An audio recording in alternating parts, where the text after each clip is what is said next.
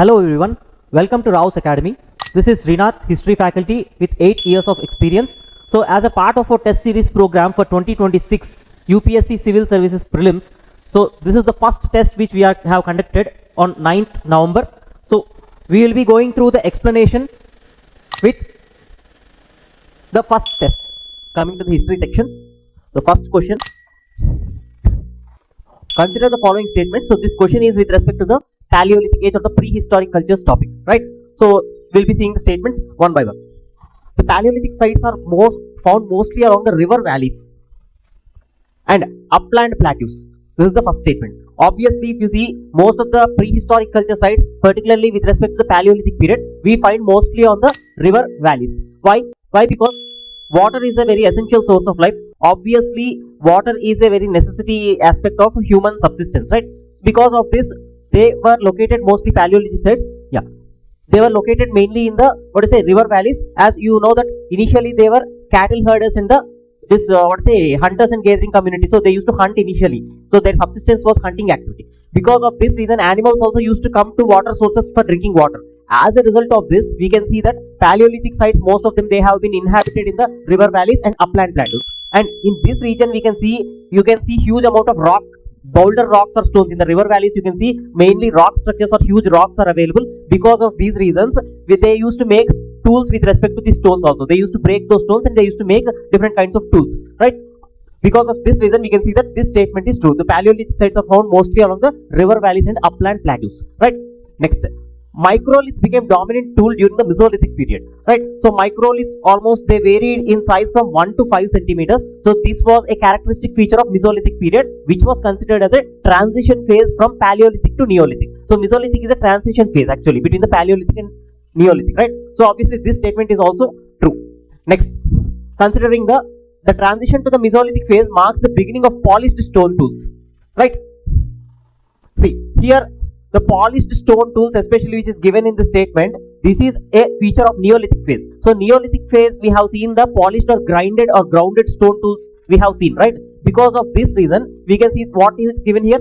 The transition to Mesolithic phase marks the beginning of polished stone tools. It is not Mesolithic phase, it is Neolithic phase actually. So that's why this statement is wrong. So the options is A, 1 and 2, right? Next, coming to the second question.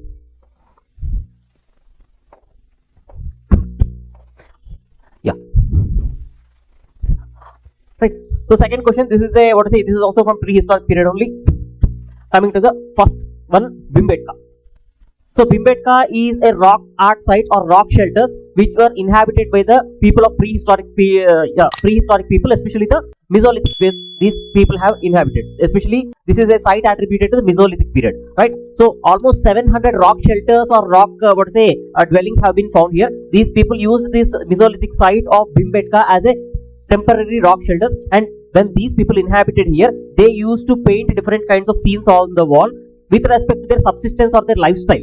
So in this manner, we have found 700 rock art sites in this region, and especially in this place called as Bhimbetka, right? So rock paintings depicting hunting scenes, especially. So hunting, dancing in different manner, especially this site also yields the paintings of upper Paleolithic period. So in Paleolithic, we can see three phases, right? Lower, middle and upper Paleolithic. Upper Paleolithic paintings, apart from that Mesolithic period paintings, were also found here. In total, around 700 paintings of such paintings have been found. So most of the paintings indicated their lifestyle and their subsistence activity, right? So here A is 1. This is true, right? Match the following is given, right? A is 1. This is right. Followed by that Balan Valley. So where is this Balan Valley located? So especially this is located in Mirzapur district of Uttar Pradesh presently, right? Mirzapur district of Uttar Pradesh. So in Balan Valley, we can see the evidence of rice cultivation. Obviously, simply you have to understand that Indo-Gangetic basin, it is very fertile. So obviously, we can see the rice cultivation or the evidence of rice cultivation, it is clear. But there is a small, confusion. Normally, students will get confused here. How we'll be seeing, right? So, apart from this, if you see the fourth option, Mehergar. See, here the evidence of rice cultivation is given as the second point. Followed by that, early agriculture and animal domestication, right? Mehergar has yielded the earliest evidence of rice domestication or rice cultivation. Not only rice, many other aspects of Harappan civilization which initially emerged from the Mehergar period. Or Mehergar is also categorized by some people as a different civilization, means a precursor to the Harappan civilization we can see that Mehergar civilization, right? So because of this earliest evidence of agriculture, animal domestication and some features which are seen initially in Harappan civilization due mainly because of its urban phase. So some of the initial features of Harappan civilization it first witnessed in the Mehergar civilization, right? So because of this reason we can see Mehergar has early evidence of agriculture and animal domestication. But in general, if people know that earliest evidence of rice cultivation took place in Mehergar, then they can get confused with this evidence of rice cultivation in the early agriculture. Right? Clear? So here Mehergar has the earliest evidence. So this is true. D is 4. Right? Next, in Hansgi is a place located in Karnataka. Right? Hansgi is a place located in Karnataka. So limestone pebble tools were found here. This is also true. Right? So the option here is A. 1, 2, 3 and 4. Right? Next.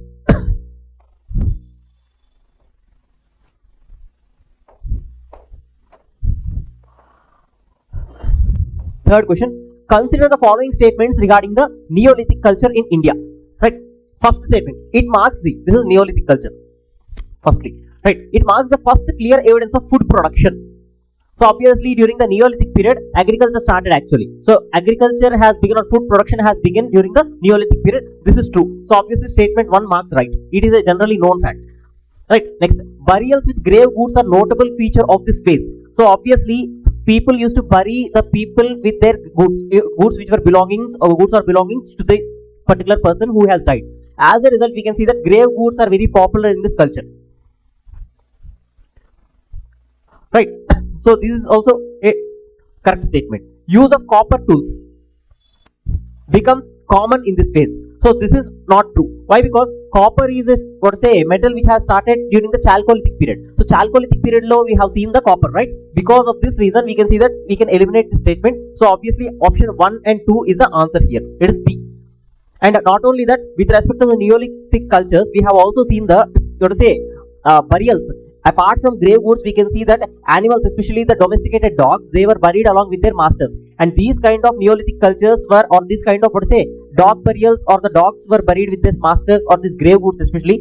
These kind of features have been seen in the Kashmiri Neolithic culture especially. And Barzahom and Gufkral, these are the two such places in Kashmir where they have yielded the evidence of dog burials, means where the dogs were buried with their masters. Okay. So, this is an extra point. Next.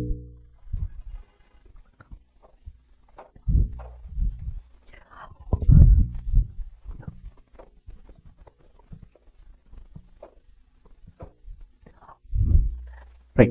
So, coming to the fourth question, with reference to the prehistoric cultures in the Indian subcontinent, consider the following statements. So, with respect to the prehistoric cultures, see here.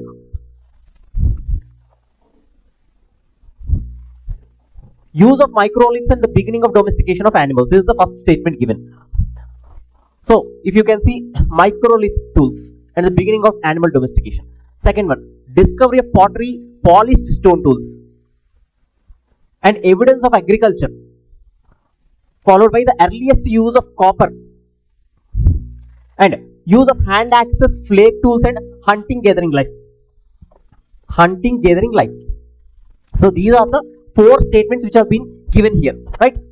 So which of the following represents the correct chronological sequence of the above cultural phases? Right? Among the prehistoric cultures we have seen that 4 phases are there, right? Paleolithic, Mesolithic, Neolithic and Chalcolithic cultures, right? Among these, based on the points given here, we are supposed to arrange the chronological sequence in a proper manner. That is from Paleolithic, Mesolithic, Neolithic and Chalcolithic. So in this manner we will be seeing the options here. See, hunting gathering life is the characteristic feature of Paleolithic period, right? So obviously the first statement of the Paleolithic period which comes under the option is 4. So this is the right. Next. So 4 is given here also. Followed by that, we can see the Mesolithic period. Right? Microlith tools, or the microliths were the characteristic features of Mesolithic period, right? So obviously the next option will be 1. So answer here is A.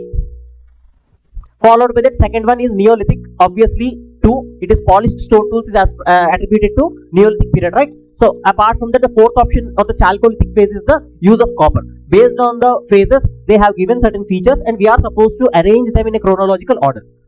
Right? Next. Coming to the 5th question, it is a pattern of assertion and reasoning. The Mesolithic period is often considered as a transitional phase between hunting, gathering and food production. This is right. Why? Because hunting, gathering and food production are the two features which are related to Paleolithic and Neolithic phases respectively. Right? In between, Mesolithic period is a transitional period where we can see the earliest evidence means experimental domestication and experimental plain cultivation has begun. Agriculture did not start in Mesolithic, but experimentation of agriculture and animal domestication has started. So some of the features of Paleolithic phase has been there in Mesolithic. Apart from that, some of the new features which are about to come in the Neolithic period are also started in the last phase of Mesolithic period. Right? As a result of this, it has been considered as a transitional phase. Right? So A or the assertion part is true. Next, reason: domestication of animals and limited cultivation began just during this period. I already told you, experimental cultivation or limited cultivation means on an experimental mode they started to cultivate and they also started to domesticate animals. So as a result, we can see A is true and R is also true, and R is the correct explanation for A. So option, we can go with option A. Right? Next, sixth question. With reference to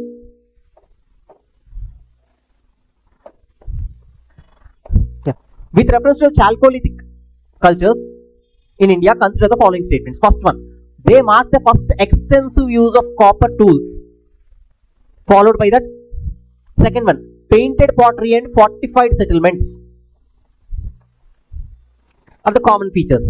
Next, Chalcolithic cultures were primarily focused in the Gangetic plain. Right? So these are the things given. So first one, extensive use of copper. Obviously, stone copper phase, Chalcolithic period. It literally means. So along with stone, copper also started to be in use for weapons and other kind of implements. As a result, extensive use of copper started during the Chalcolithic phase. So first statement is right. Second one, painted pottery. Yeah, we can see the Chalcolithic period we can witness many kind of pottery based cultures. Ahar culture, Jorve culture, Malwa culture. So different kinds of pottery cultures we have witnessed, right? As a result of this, painted pottery is available and we can say this very safely. Fortified settlements. So this is what something which someone can get confused here. We can see that fortified settlements is not something just like big buildings or big forts. Okay, here the fortification, it literally means that mud fortification. Means fortification is nothing but erecting a mud wall. Okay, these kind of mud wall walls have been witnessed during the Chalcolithic period for the settlements which are located remotely, right? So as a result, we can see the second statement is also right. Followed by that, Chalcolithic cultures were primarily found in the Gangetic place. So in the map of India, if you can see where the Chalcolithic sites are available, you can see that Gangetic basin has inhabited only in the later Vedic period or after later Vedic period, right? 6th century BCE, emergence of Mahajanapadas, right? Till that period, you can see you don't see any Chalcolithic cultures in the Gangetic basin. Clear? So, but it is given that Chalcolithic cultures were primarily found in Gangetic basin. So it is not primarily found in Gangetic basin. Probably afterwards, these cultures could have spread to Gangetic basin, but they are minuscule. And most of the cultures were concentrated in the western part of India, that is from north to south, at least till Maharashtra. Okay. So this third statement is wrong. And you can see the option is A, 1 and 2. So coming to the next question. Match the following Chalcolithic cultures with their key features. So first one, the foremost one we can see is the Ahar Banas culture. Right? I have told about you the Chalcolithic pottery culture. So pottery cultures are very much specific to this Chalcolithic phase. Many kind of pottery means many kind of cultures came based on the pottery. Means these cultures are identified distinct to because of their pottery. Why? Because in different regions of a same state or the same region, you can see different kinds of potteries, right? Because of this reason, the people were identified based on the type of pottery which they have used, or the culture has been identified based on the pottery which they have used. Right? In this manner, we can see different pottery cultures. Among them, we can see the first one here is the Ahar Banas culture. So this culture, especially, it is located in Rajasthan region. Right? Ahar Banas culture, where it is located? It is located in Rajasthan region. Right? And followed by that, Malwa, Western Madhya Pradesh. Right? Malwa is located in Western Madhya Pradesh, and Kaitha culture is also located in Madhya Pradesh itself. However, Jorve culture is located in Maharashtra. Right? Jorve culture is located in Maharashtra. So here we can see that black and red ware with white painting. Okay, black and red ware with white painting. So here it is true. A is 1 here. Right? A is 1. Next, Malwa culture. So Malwa culture, if you can see here, red slipware and stone blade industry. right? Malwa region, if you can see, this is located in the Madhya Pradesh region or the central India, if you can clearly identify western Madhya Pradesh. So in this region, if you know the soil especially, right, soil, if you see, it is very red in color. Obviously, if you have the knowledge of some geography, the color or the texture of the soil, you can safely say that red slipwood ware and the stone blade industry especially, right? So this is a feature of this Malwa culture, followed by this Jorwe culture. So Jorwe culture is the culture which is located in the Maharashtra, right? Jorwe, Inamgaon, Daimabad, these are some of the settlements which are associated with this phase, right? So in this we can see bulbous based pottery and copper artifacts. So obviously man get into copper hoard culture and kuda we will be calling it, right, Jorwe culture. So copper hoard culture or OCP culture has been formed. Why? Because a large number of copper objects they have been found in the huge carriers or the these pots, especially among this pottery or bulbous pottery. So in these pots especially copper artifacts have been found in large number, and in Maharashtra we also attribute a separate culture called as copper hoard culture, right? Copper hoard culture. Fine. So option here is yeah, 1, 2, 4 and 3. And Kaita culture is related to OCP pottery or ochre colored pottery. So ochre colored pottery is also a kind of red pottery, but it has a different kind of shade. Okay, glossy finishing especially. Next.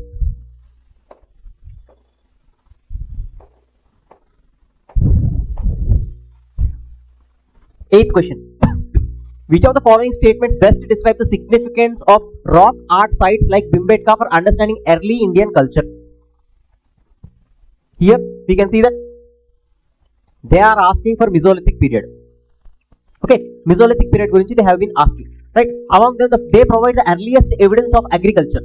No, why? Because earliest evidence of agriculture and the rock art sites nunchi you are not knowing. Why? Because agriculture painting has not been witnessed in the rock arts. They are asking earliest evidence which has been witnessed from the rock art sites, means based on the paintings, what you have understood or what you have known, right? Agriculture gurinchi we don't see normally in the paintings.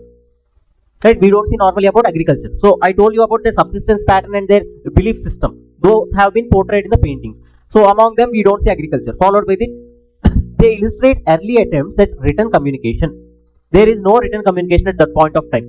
Only scenes or the mainly especially whatever they are seeing in the nature or their surroundings, they used to paint, or their lifestyle activities. So there is no chance of written communication at that point of time in Mesolithic period, right?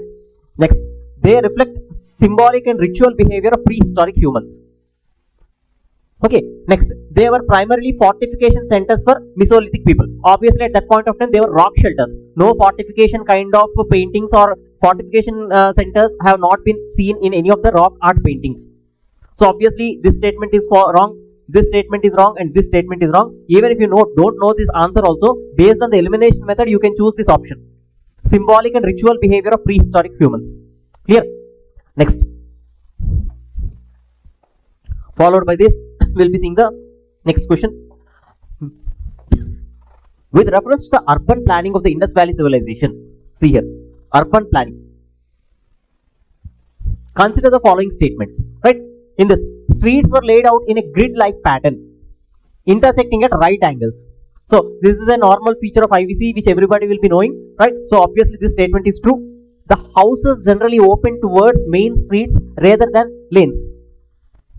So in the features of urban planning or the housing pattern of the Harappan people, it is clearly given that the houses or the main doors of the houses, they never faced the main streets, or the directly major roads were not faced towards the houses, were not faced, or the main door of the houses were not faced towards the main roads. They were facing the by lanes or the side roads actually. So this statement is wrong.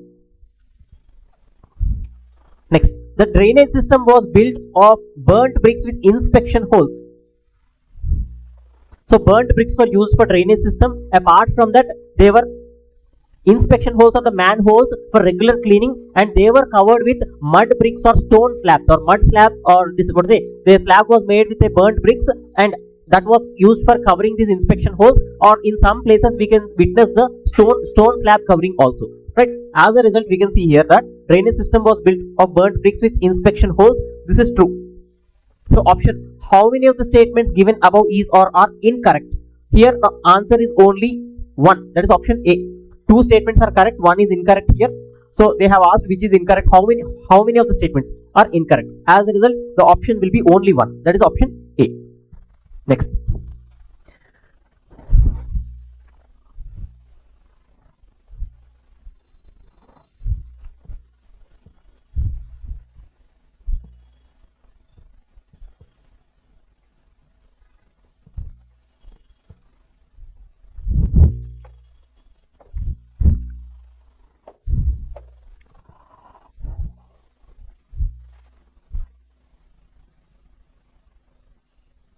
Okay. Next. Consider the following pairs. So see this. Lothal, dockyard connected to the Gulf of Khambat. So in Lothal, normally you people will be knowing that dry dockyard or the ship manufacturing center has been found here, right? So obviously this is correctly matched.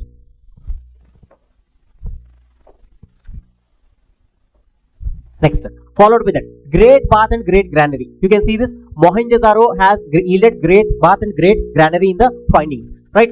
Next, followed by that, we can see the Kalibangan. So fire altars and plowed furrows. So we can see large number of fire altars. Apart from that, plowed field or plowed furrows have been found from Kalibangan. And you can see a bangle industry here also. As a result of this, it got the name called as Kalibangan. It means black bangles. Many bangles have been found which are black in color, as it was said that this region served as a manufacturing center for black bangles. Okay. Next, Dholvira. Absence of fortification walls. Yeah, absence of fortification walls. So this is wrong. Why? Because Dholvira is an urban settlement which is located in Gujarat. Apart from that, absence of fortification walls is not true. Why? Because this region is fortified in a good manner. Apart from that, you can also see the 3-stage city. Means normally upper town and lower town is seen. Here you can see in additional middle town is also there. So upper town, middle town and lower town. 3 stages of town or city has been seen. So fortification is not there, is not to be right. Okay. Absence of fortification walls is absolutely wrong here. Obviously, how many of the above pairs are correctly matched? The option is B, only 3. Next.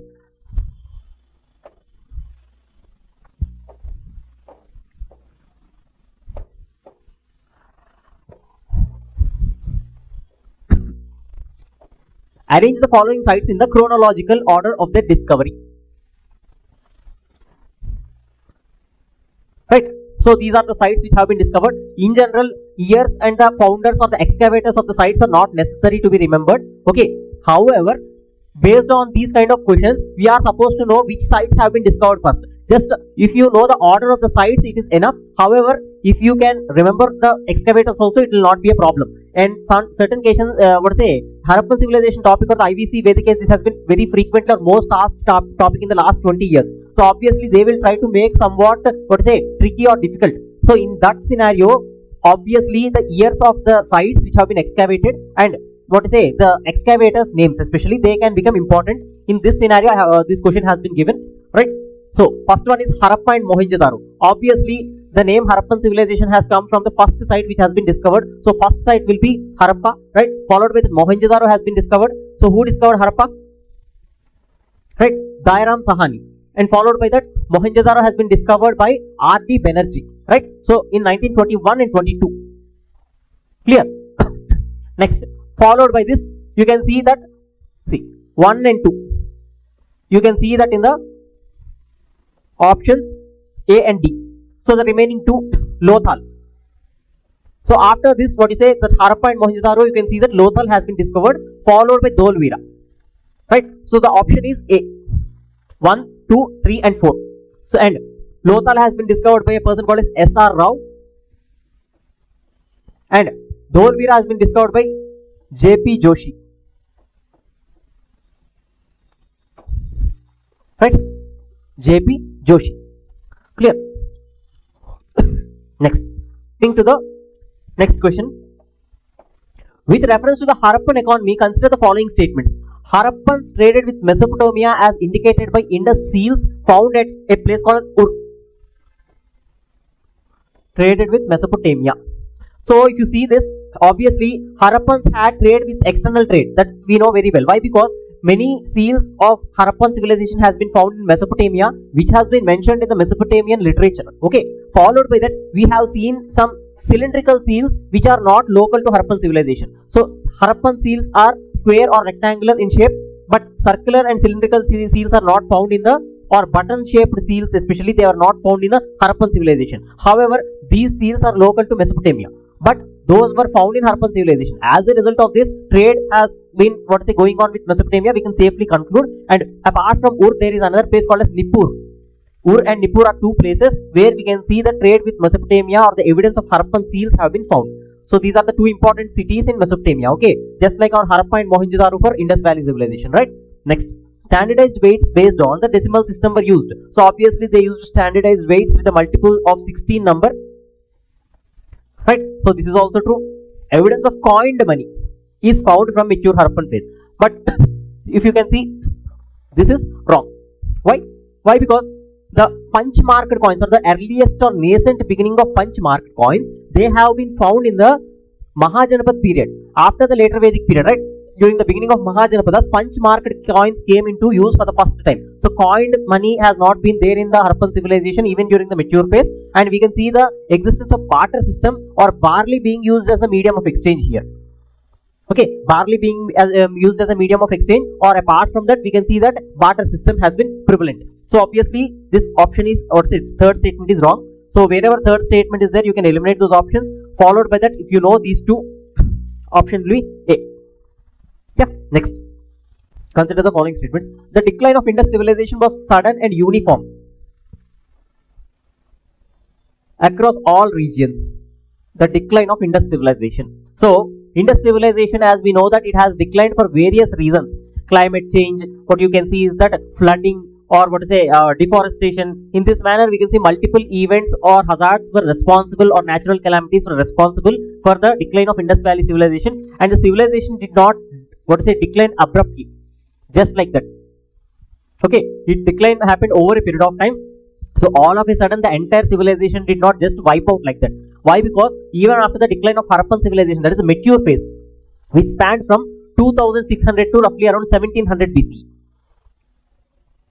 After this period, we can see that late Harappan Chalcolithic cultures existed, means the continuity of Harappan civilization in the form of rural phase again. The earlier it started from rural phase in the early Harappan phase, it reached mature phase where urbanization has been seen. Followed by that, after the decline of the mature phase of Harappan civilization, we can see late Harappan Chalcolithic cultures, which were rural settlements or communities, right?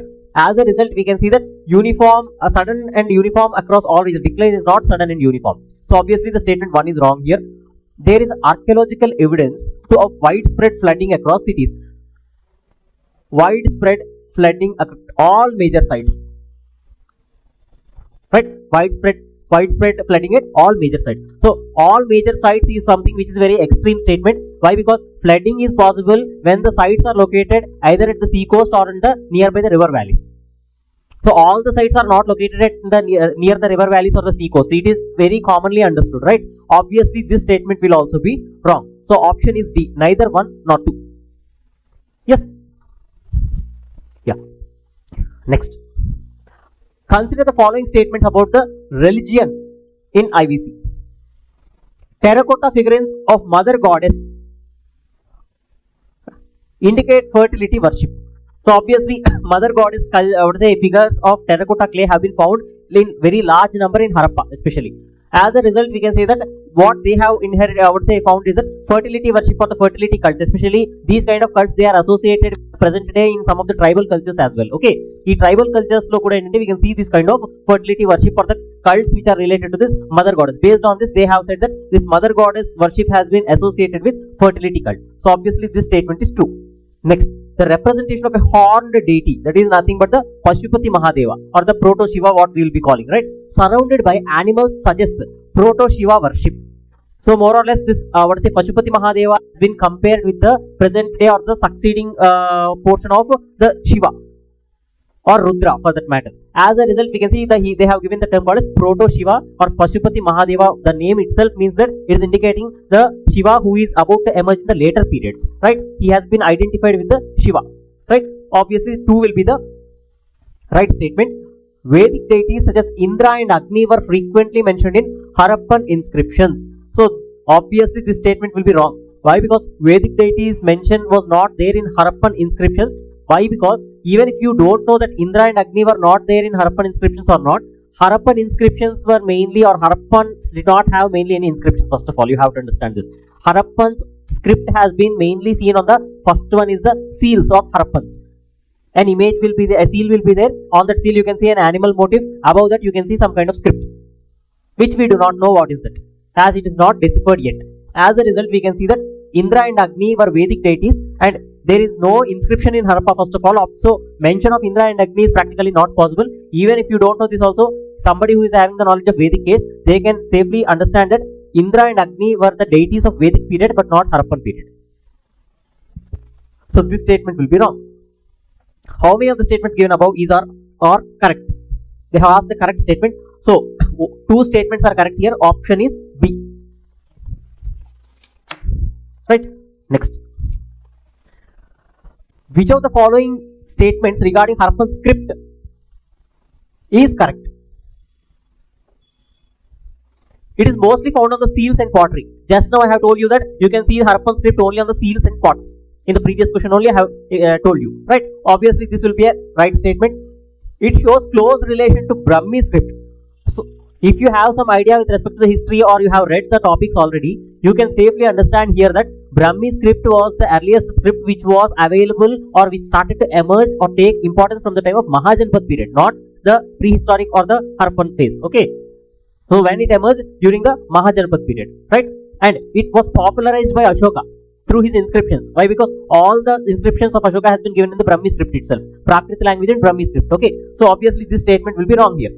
It was written from right to left and left to right in alternative lines. It is true. This used to start from right side and it used to end in left. In the next line, they used to write from left and they used to write, I would say, move towards right. So this kind of style of writing is called as Boustrophedon style of writing. Okay, Boustrophedon. Obviously, the third statement is true. Select the correct answer using the code below. Obviously, 1 and 3 are right here and 2 is wrong. So option is answer A. Yeah, next.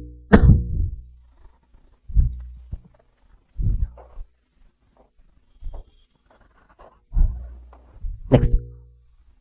16th question. Which of the following pairs is or are correctly matched with the distinguishing features? First and the foremost thing which we will be seeing here is the steatite seals. So the seals of Harappan civilization, they were mostly made of a stone called as steatite stone. Right? Engraved animals and script for trade or identity. So obviously the seals have been especially primarily used for trade.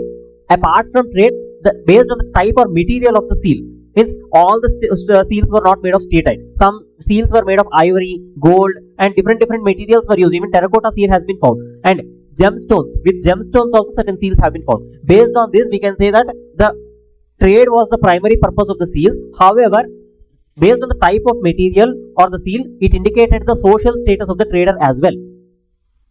Right? Because everybody cannot afford the same kind of material or the material which is precious or costly. For example, let us take some gold seal is there. So everybody or a potter who is performing or pottery business or someone who is selling pots, he cannot afford a gold seal. Obviously, he will be using a seal of steatite stone or terracotta clay.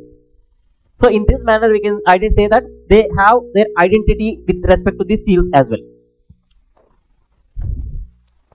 Next, granaries. So these were used for storing food grains.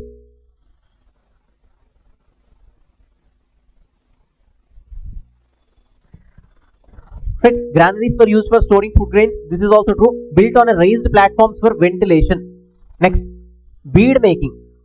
Lothal and Chanhudara especially, they have served as the bead making centers or the manufacturing centers for bead making industry. So this is also true. So use of Phasians and semi-precious stones. Next, dockyard at Dholvira. So you already know that the dockyard has been found at Lothal, right? So it is located on the banks of Gaggar river. It is wrong. Right? Dholvira is not located on the banks of Gaggar river. Why? Because Gaggar is a river which is related to the Rajasthan region. It is not related to Dholvira or Gujarat. Okay. Next. Select the correct answer using the code below. Obviously, here 4 is wrong. Right? 1, 2 and 3. C will be the answer. Right? Next.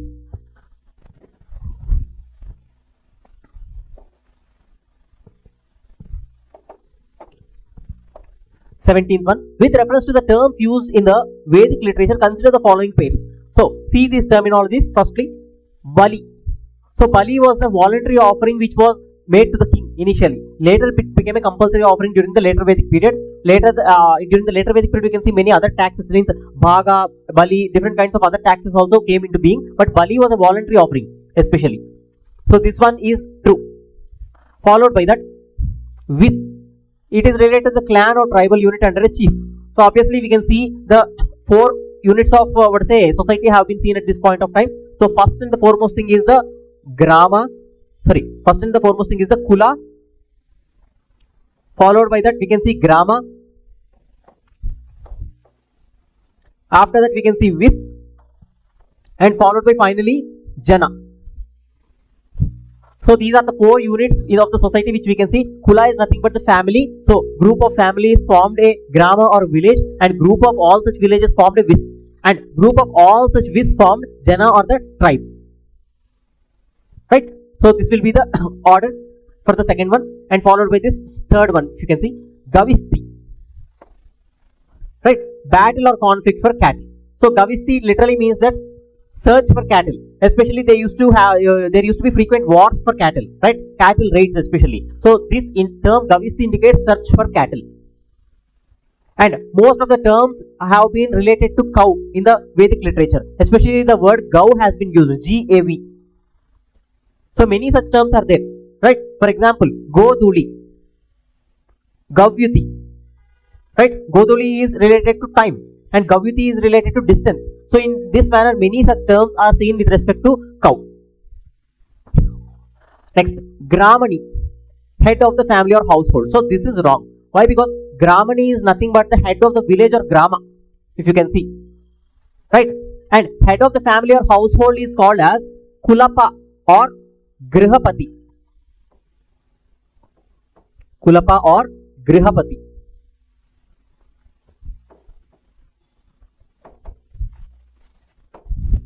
Right? So obviously fourth statement will be wrong here. And which of the pairs given above is or are correctly matched? So obviously it is 1, 2 and 3. 17th one. Okay, option A. Next. Match the following Vedic text with the descriptions. So this is the Vedic literature. If you can see, Shruti literature and Smriti literature, 2 categorizations you people know very well. After that, in Shruti literature, you can see that Vedas, Brahmanas, Aranyakas and Upanishads. And in Smriti literature, we can see Upavedas, Vedangas, Shat Darshanas. Right? So these are the literature classification. And Puranas, Itihasas also came. Puranas and Itihasas also came at a later period during the in the Smriti literature. That's a different thing. But in general, these are the main components. In that, if you can see the first one, Brahmanas, especially they have been given that Brahmanas. Here it is related to ritualistic manuals explaining the sacrifices. Means whatever the compositions which have been given in the Rig Veda part that has been explained, or the sacrifices or the rituals, the meanings of the hymns have been explained in the Brahmanas, especially Vedic literature, whatever the hymns have been given in the Vedas especially. So here the option for A is 2. Followed by that B is Aranyakas. Especially the name itself, you can make it out that Aranyakas, it literally means the forest books, focusing on meditation. Means when Vedic religion has turned very much orthodoxic, or they have been turning orthodox, or ritualistic especially. So some of the people had resented this kind of behavior, and they went into the forest and they started to find alternative ways, and they started to meditate. So in this manner, whatever the knowledge they have gained, they have written down in the Aranyakas. Right? Next, option for B is 3. Followed by Upanishads, the leftover thing is 1. Philosophical explanations and mystical speculations, and this is the concluding part of Shruti literature. Right? These almost we can see Upanishads, 108 Upanishads are there. Right? So this is the thing here, and option is C, 2, 3 and 1. Okay? Next.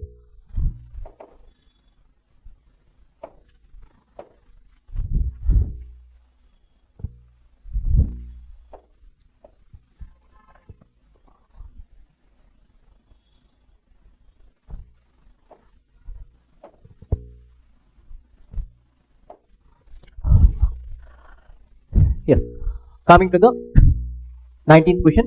Consider the following statements about the economic life during the Rigvedic period.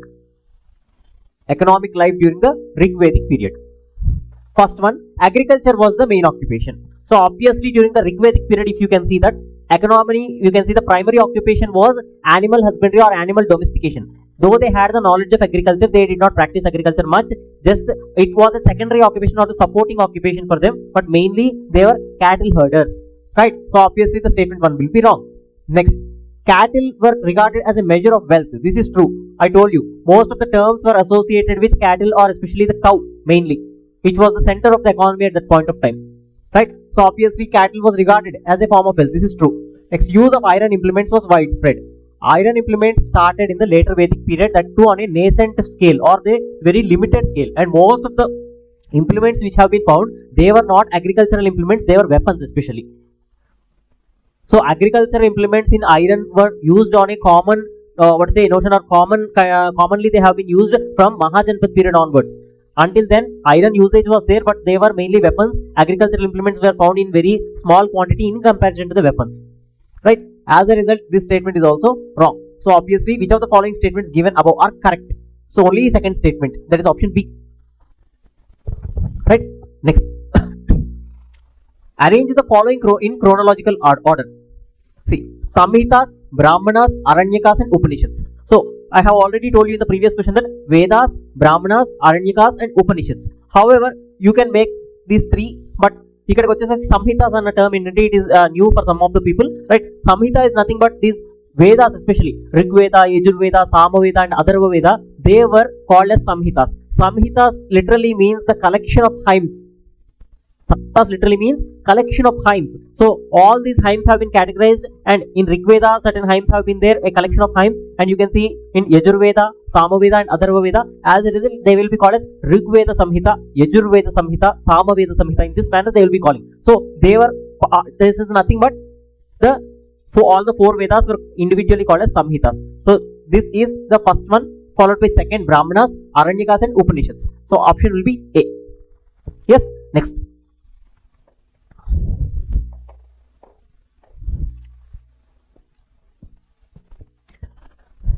Right. Next thing. 21st question. Later Vedic period. With reference to the later Vedic period, consider the following statements. So they are asking with respect to later Vedic period. The Sabha and Samiti lost their importance as royal power decreased. So Sabha and Samiti, you can see that royal power decreased and lost their importance and royal power increased here. Right? Royal power has increased. Obviously in later Vedic period we can see that royal power has increased, right? Because of this, Sabha and Samiti lost their importance. Earlier they used to act as advisory councils or advisors to the king, and Sabha especially, it was a group of elders, and Samiti consisted of the tribe people or the population who used to elect the king actually, right? Next, king performed sacrifices such as Ashwamedha and Rajasuya to assert his supremacy. This is true. And another yaga called as Vajapaya, a chariot race has been conducted, and in which the king used to emerge victorious so that his supremacy or authority is established. Right? In this manner, we can see the second statement is also true. First statement is true, followed with Varna distinctions became more rigid compared to the early Vedic phase. Obviously, the Varna rigidity started to take place from the later Vedic period itself. Right? This statement is also true. Here, C is the option. Next. Coming to the assertion and reasoning, the term Rajanya. The term Rajanya is in the Rigveda refers to warrior class. It is true. Right? Next. Emergence of Kshatriya power as a distinct social group occurred only in the later Vedic phase. Right? Here you can see first statement is true and the second statement is also true. Right?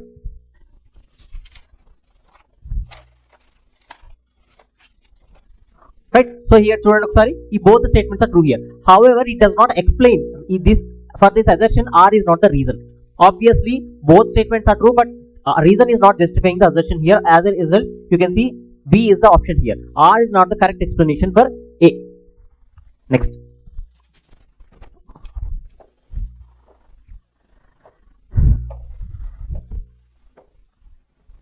Coming to the 23rd question, match the following deities of the Rigveda with their attributes. Indra, the lord of thunder and rain. Obviously, in the Vedic literature, you can see that these gods have been mentioned and they were very much important. Indra has been given almost 250 hymns in Rig Veda. Followed by that, Agni, a mediator between God and humans. This is also true. Why? Because when sacrifices are conducted, what used to happen? They used to keep fire in the fire altars. As a result, they used to pour ghee into that and they used to chant mantras. So because of this, the fire acted as a mediator between God and humans. Means humans used to perform sacrifices, and these sacrifices are performed to please God, and fire or Agni used to act as a mediator between God and humans, and they used to take these prayers to gods directly. As a result, we can see this Agni is the right one, and Indra is also right, and 200 hymns are dedicated to this Agni in Rig Veda, and followed by that Varuna, he has been given 150 hymns. So he was the upholder of cosmic order. This is also true. Followed by that Soma. Soma is a celestial drink which has been extracted from a plant actually. Right? So deified plant used in rituals. And this Soma has been mentioned, or he is given in the, or he is mentioned in the 9th mandala of Rig Veda. 9th mandala, we can see Soma has been mentioned. Right? So match the following. If you can see here, all the 4 are matched correctly. Obviously, the option will be 1, 2, 3 and 4. Option is D. Next.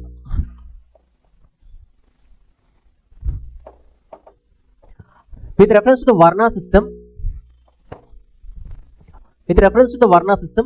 as mentioned in the Purusha Sukta, see, with reference to the Varna system as mentioned in the Purusha Sukta of Rig Veda, whatever you are seeing the statements here, you are supposed to see these statements or examine these statements based on the Purusha Sukta of Rig Veda. Right? It describes the origin of the 4 Varnas from the cosmic being. This is true. As you know that, from the creator or Brahma, the 4 Varnas, that is Brahmins, Kshatriyas, Vaishyas and Shudras have been born. This is normally seen, shown in the Purusha Sukta of Rig Veda, it was told, 10th mandala. Right? Next. The hierarchy of Varnas was primarily based on occupation. It is actually true. Hierarchy of Varnas was mainly based on occupation only. It is true. But here the problem is that they are asking with respect to the Purusha Sukta of Rig Veda. Purusha Sukta did not, or of Rig Veda, it did not give any kind of hierarchy. They have just said that these 4 Varnas have been born from the creator in this manner. That's it. They did not tell any hierarchy based on the occupation and all these kind of things. So this will be wrong. In general context, that will be right. But with respect to this Purusha Sukta of Rig Veda, this will be wrong. The concept of untouchability existed in this phase. No. Obviously, Purusha Sukta or any Veda did not mention about any kind of untouchability. These untouchabilities, caste barriers, all these things have been created from the later Vedic period onwards. Okay. So this is also wrong. Obviously, which of the following statements these are correct is the A, only one. Next. With reference to the Mahajanapadas, consider the following statements. Each Mahajanapada maintained its own army and administrative system. This is true. Everybody had their own army and administration, right? Next. Magadha, Avanti and Kosala were among the most powerful states. This is also true. If you know, Magadha and Avanti were main rivals during the Mahajanapad period. Why? Because both were powerful and even Kosala is also powerful. That's why this Haryanka dynasty ruler, Bimbisara, he concluded a matrimonial alliance with them, so that prosperous territories could be included, or their friendship could be secured. Apart from that, Magadha and Avanti were rivals, and Magadha and Avanti had a similarity as well. You can see that iron-rich resources were concentrated in both these territories. Okay, iron-rich resources were concentrated here. Because of them, their rivalry, though their rivalry was dormant in most of the scenarios, but the rivalry or the political conflict has continued throughout the period. Right? Next, the capital of Vajji Mahajanapada was Champa. This is wrong. Why? Because Vajji capital or Vajji confederacy capital was Vaishali. The confederacy Vajji has its capital at Vaishali. It is not Champa. Clear? So only 2 statements are right here. Right? Option is B. Next.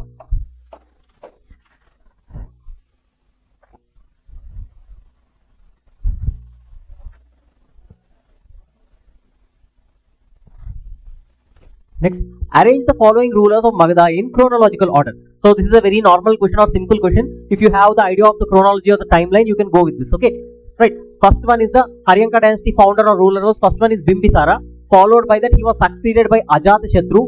Next, Udayin, Ajatashatru was succeeded by Udayin or Udayabhadra. Followed by that, we can see these three people, they belong to Haryanka dynasty. Followed by that, a new dynasty came called as Shishunaga or Saishunaga dynasty. In that, Saishunaga was the ruler. So the last one will be the Saishunaga. So option here is 1, 3, 2 and 4, which is option C. Next, coming to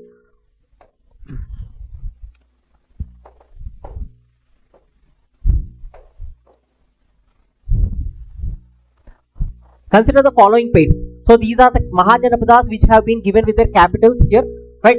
First one is Gandhara, the capital is Taxila or Takshasila. This is true.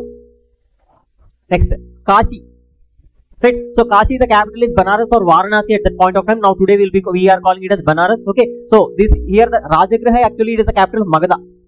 Next, followed by that Matsya, capital is Virata or Virata Nagara. This is true. And Kuru has two capitals actually, Indraprastha and Hastinapur. Okay, there are two capitals for them, right? Anyone which is given will be right. Here obviously they will not be giving the two capitals at any point of time. So this is right. And obviously the answer will be how many of the how many of the above pairs is or are correctly matched. So obviously the option will be here only 3. So Kashi is wrong here. Next, with reference to the rise of heterodox sects. Heterodox sects means nothing but the Buddhism, Jainism, Ajvikism, Lokayata school, all these kind of almost 62 heterodox sects came after by the time of Mahajanpat period. It started from later Vedic period onwards. First one being what we will be knowing is the Jainism especially. Followed by that Buddhism, Ajvikism, Lokayata school. In this manner many heterodox sects rose up. The dominance, first statement, the dominance of the Brahminical priestly order led to discontent among the Kshatriyas. Yes, it is true. And urbanization and monetization facilitated new philosophical and aesthetic movements. This is also true. How? So urbanization and monetization, it literally means that it was the emergence of money economy. So if you see punch-marked coins came into use for the first time, and Brahmi script also came into use for the first time during Mahajanapat period. All these things are related to the development of money economy or urban economy. So these money economy or urban economy challenged the age-old beliefs of the Vedic order. And Dharma Shastras especially, they had claimed that the concept of money lending and profit making was seen as a sinful act. It was not given permission by the Dharma Shastras or the Brahmanas especially. As a result of this, these heterodox sects were supporting this business class especially. Is obviously profit making and money lending will be an important part of the business, okay, or trade. But this was not allowed by the Vedic religion, and these people or the trading class or the agricultural class, they were looking for an alternative religion which is liberal. So as a result, we can see these urbanization and monetization facilitated new philosophical movements. The rise of heterodox sects were supported by these classes which were facing problems because of the Vedic religion, right? So this is true. Next, geographical focus of these movements was the Gangetic Plains and Deccan Plateau. See, in the Indo-Gangetic plain, if you see that, especially when you think about the Indo-Gangetic plain, you should be able to visualize on the map, especially Uttarakhand, Uttar Pradesh, followed by Bihar, West Bengal. If you can see, this is the entire Indo-Gangetic plain. So initially, if you can see that most of the movements of these heterodox sects, they came in the core region of Magadha, Buddhism, Jainism, all these things, right? So Deccan Plateau did not may become the main center or major focus of these movements initially. It was mainly concentrated in the Indo-Gangetic basin. That too, the core region was Magadha. Later it spread to other parts as well, but you have to understand that the core region was Gangetic Plains. So obviously 1 and 2 will be the answer here.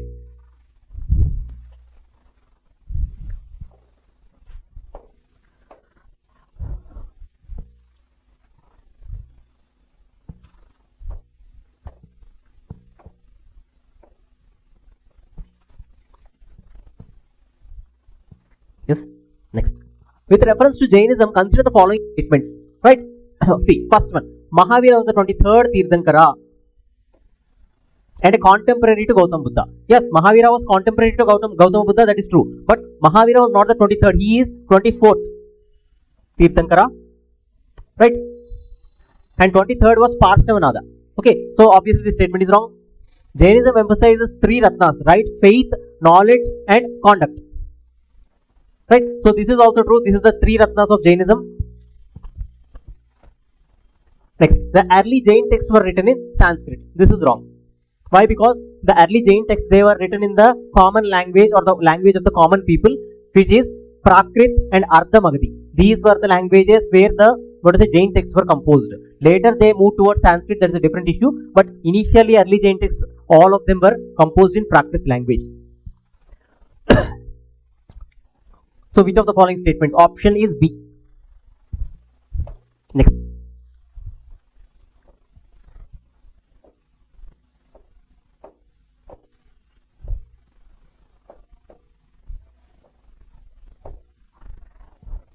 Where is the following Buddhist council? So this question is related to the Buddhist councils. Okay. First council, you can see. Yes. First council. Compilation of first Buddhist council. It was related to the compile. See, easily memorizing and easily remember here. Split occurred and a division took place in second council and fourth council. Simply to remember, it is a very blind mark that compilation took place, though compilation took place in fourth council also, but major events which took place, I am speaking about those things. Split or division among Buddhism took place in two councils. That is the second council and fourth council.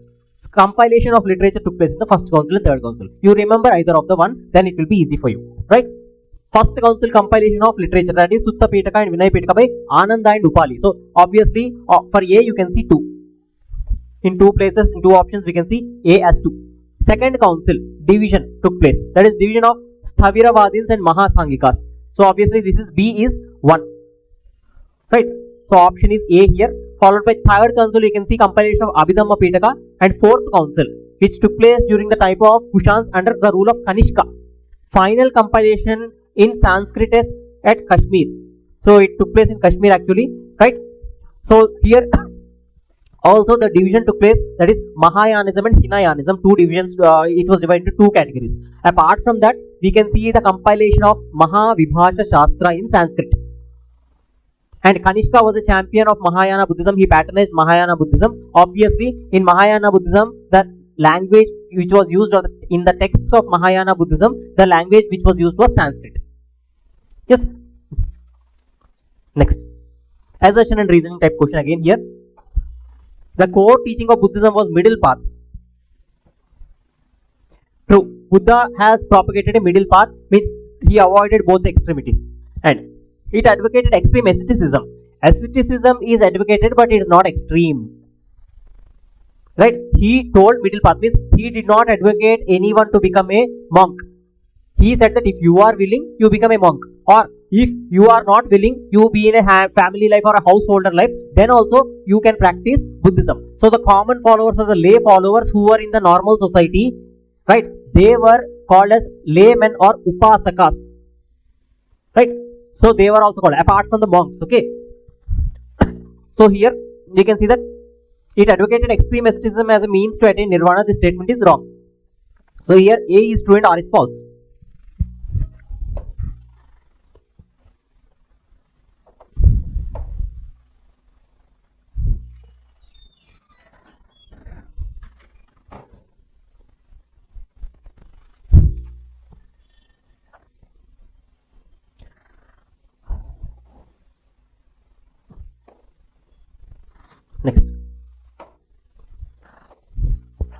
Next question. So this is related to the Jain Tirthankaras, right? Rishabhanatha, or before see that almost we can see Rishabha was regarded as earlier or the first Jain Tirthankara by some of the Jains, and later some of the Jains began to believe Parshvanatha as the earlier or the actual founder of this Jain religion. Okay, so in this manner we can see that some of the symbols, so for every Tirthankara a symbol or an animal has been associated, right? So in this manner we can see several symbols have been given here for the respective Tirthankaras, right? So for Rishabha, obviously it is bull, followed by Parshvanatha, it is the serpent hood, that is the snake, followed by for Mahavira, so we can see it is the lion, and for Neminatha he is also called as Arishta Nemi. Okay, it literally means conch shell. Okay, so all these four are true here. So option is A. Next.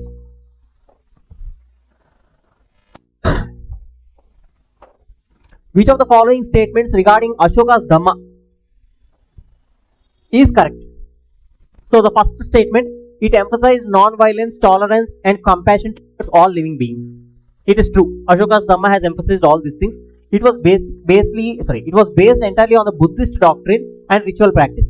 Though Ashoka's Dhamma has been inspired from Buddhist doctrines, but it was very secular in nature. He has been inspired from Buddhist philosophy, but he did not bring any kind of religious aspect into this Dhamma.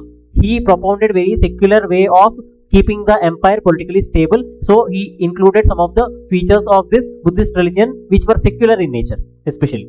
Obviously, this statement will be wrong.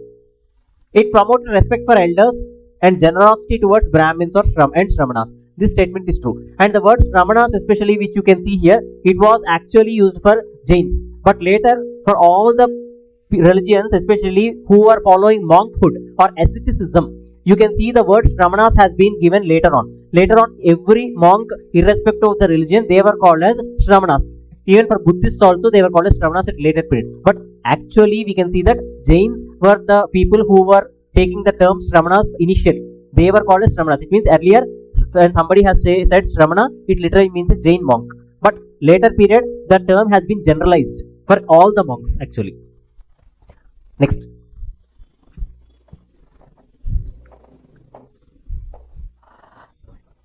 Yeah. In ancient India, which of the following regions correctly represent the Buddhist and Jain centers of early patronage? So, where are the places where initially Buddhism and Jainism came up during its earlier phase, during the time of its emergence or evolution? So, in that manner, if you can see, the first place here is Sarnath. Obviously, it is a place of this Buddhism and later Jainism as well, followed by Rajagriha in Magadha region. As you know, this Rajagriha was the core region for both religions, followed by that Ujjain.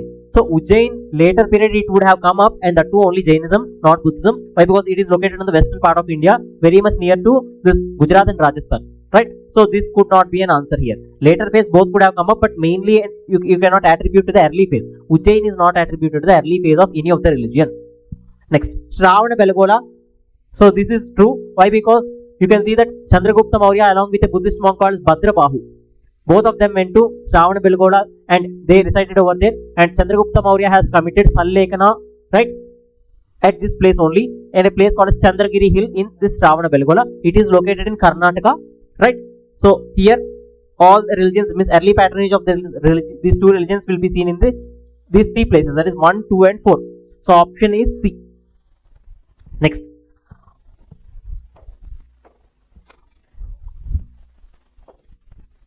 With reference to the Mauryan administrative system, consider the following statements. The Amatyas were the officials responsible for maintaining law and order. See, Amatyas were the people who were there at the high rank. They were high-ranking officials actually. So these people, Amatyas, were high-ranking officials, and means that they were occupying the position of ministers. So Amatyas were occupying the positions of ministers in the Mantri Parishad, especially of the Mauryan administration. However, they were responsible for maintaining law and order in their respective places. Okay, based on their placement or based on their territories where they were located, they were responsible for maintaining the law and order as well. Right? Next, Samharta. He was in charge of revenue collection. This is true. It is a terminology based and very factual thing. Megasthenes mentioned Council of Ministers divided into 6 committees. This is wrong. Why? Why? Because Megasthenes has mentioned about the 6 committees, it is true, but it was related to the municipal administration and military administration, but not Council of Ministers. Clear? So here the statement 1 and 2 are true. So option is A. Next.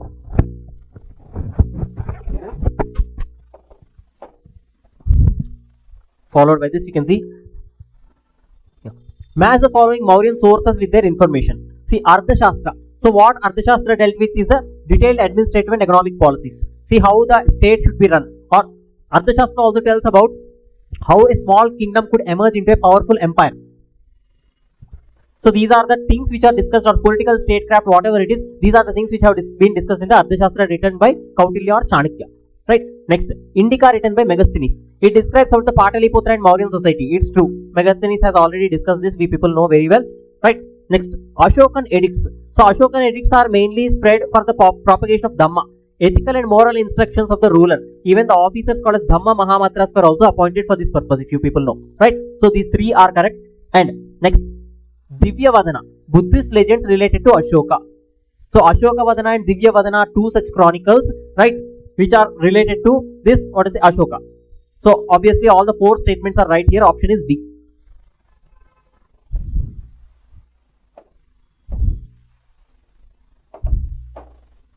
Next, arrange the following events of Ashoka's reign in the chronological order. See, first one is, you can see that Kalinga war took place. So obviously you can see that Kalinga war took place. Followed by that, he also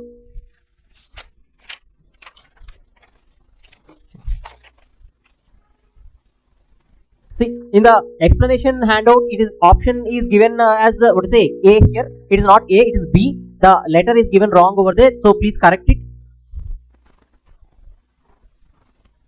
Next, after Kalinga war. So after Kalinga war, if you can see here, Ashoka has inherited a very large or vast empire. So in order to preserve peace in the empire, or in order to what to say keep the empire politically stable, army or military force was not only enough. A moral binding force is also necessary. For this reason, after the Kalinga war, he has adopted the Dhamma policy, or he has propagated the Dhamma policy, so that peace and tolerance could prevail in his territory. It was actually a political step, more or less, we can say, right? Next, apart from this, third Buddhist council, so almost 250 BCE, this took place. Right. Next, issuance of rock edicts. This is the next event. Right. This happened around in 261. That is the 8th or 9th regnal year of Ashoka. Followed by that, Dhamma policy has been adopted. Next, third Buddhist council happened in 250 BCE. Next, followed by that, issuance of major rock edict. Right, it has been issued in the 18th regnal year of Ashoka. Rock edicts have been issued. So for the propagation of different aspects of the, what to say, mainly pillar edicts and all these minor edicts, they have been issued for the propagation of Dhamma. But rock edicts, the purpose was very much different. Right. So this is the order which we can see here. The option is 1, 2, 4 and 3. Next.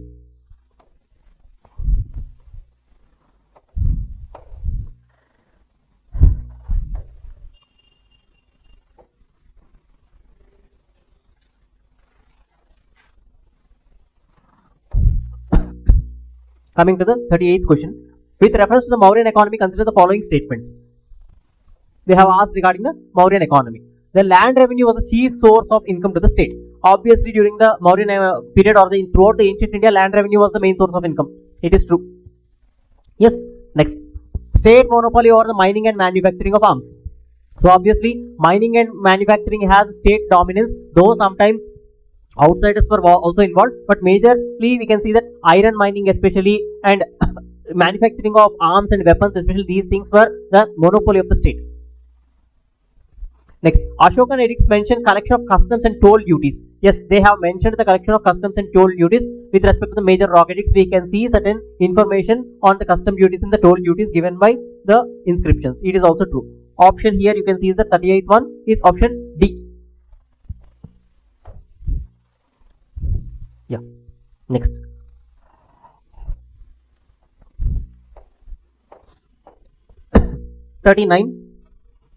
Which of the following pairs is or are correctly matched? So here if you can see some of the positions have been given here. Let's see them. Gopa. So more or less all of them, these names, they have been associated with the Mauryan administration. Right. So Gopa is an accountant of village level. This is true. Gopa is an accountant of village level. It is true. Right. Next, Sannidatta. Sannidatta is nothing but the treasurer. Okay. He is the custodian of the royal stores or the treasury. Next, Dhamma Mahamatras. So these people were appointed for the purpose of enforcing the code of conduct or the law of Dhamma. So for enforcement of law of Dhamma, these Dhamma Mahamatras or the officials have been appointed. Right? Propagator of religious and ethical conduct. So this is also true. Next, Pattanadhyaksha. So Pattanadhyaksha is someone who is associated with the shipping and ports especially. So he is superintendent of ports especially. Right? So supervisor of irrigation works is given here, which is wrong. So obviously 1, 2 and 3 are right.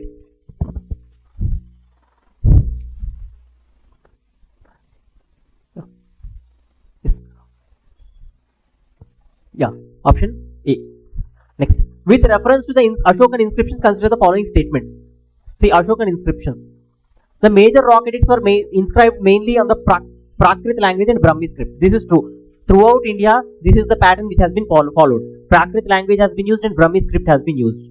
Right? Already we have discussed much about the Brahmi script in the previous questions. Next, Kandahar inscription. This inscription especially, it is located in Afghanistan. And this inscription is different and it has a uniqueness that it is a bilingual inscription which has been given in Greek and Aramaic languages. Right? Greek and Aramaic languages have been used here. So, this is also true. Next, Delhi Topra Pillar Edict mentions about the names of Ashokan officials. So, Pillar Edict does not mention the names of Ashokan officials. This is the thing which I already have told you. Right? So, this is also, this is wrong. Major rock edicts, the names of Ashokan officials have. Right? But here in Pillar Edicts, especially they were used for the propagation of Dhamma or the moral code of conduct. Obviously, here the option will be which of the following statements given above are correct. So, option is 1 and 2 only. 40th one is B. Next.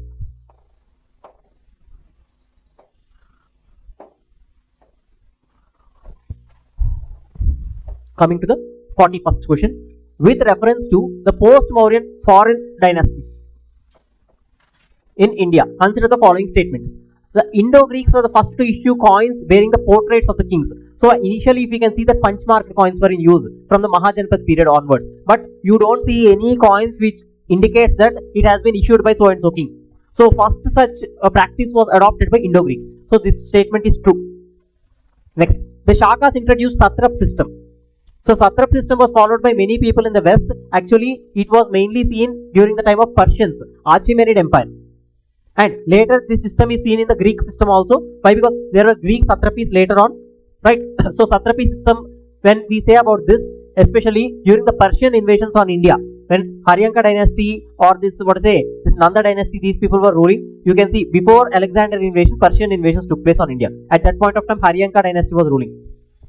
So northwestern part of India, that is the territories, some of the territories to the west of Indus have been captured by these Persians and they included the territory in their empire. And that was included as 20th satrapi or province. Satrapi literally means province. Satrapi system, which means that the concept of the system of provincial governors who were especially military commanders. Right? Provincial governors who were military commanders. That means the satrapi system. So this is actually, it is seen in the Persians, but later Greek satrapies also came into existence. So especially that is the concept of military governorship. Right? Next, the Kushans adopted the title of Devaputra and promoted Mahayana Buddhism. Yes, during the time of Kanishka, Mahayana Buddhism has been promoted by him, and the Kushans adopted the title Devaputra. It is true. It means the son of God. So they started to legitimize their position by claiming themselves as the son of God or Devaputras. And this tradition has been taken from Chinese especially. Okay, so this is also true here. So option is C, 41, 1, 2 and 3. Next.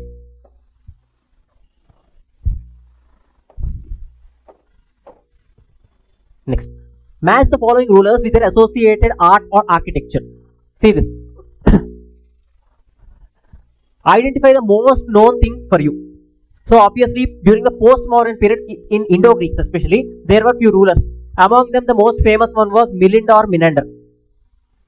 Right? Milinda or Melander. So what he did is that he invaded or he tried to invade by the Indo-Gangetic basin or the Magadha region or the Gangetic plain. He wanted to invade and he came. However, the army of this Agnimitra, he stopped this, Menander or Milinda.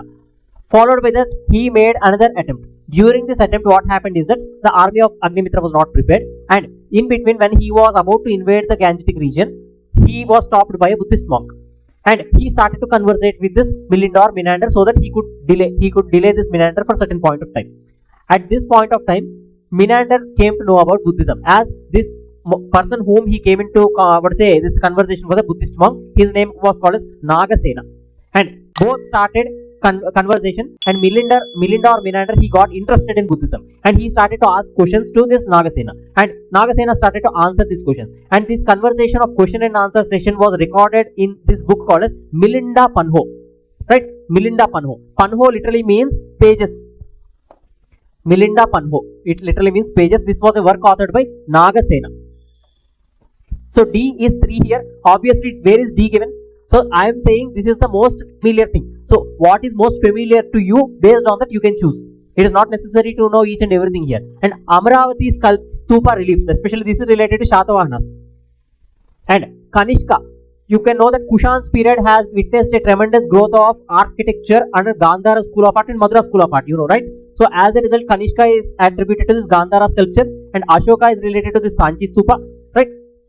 This is the scenario here. Option is A.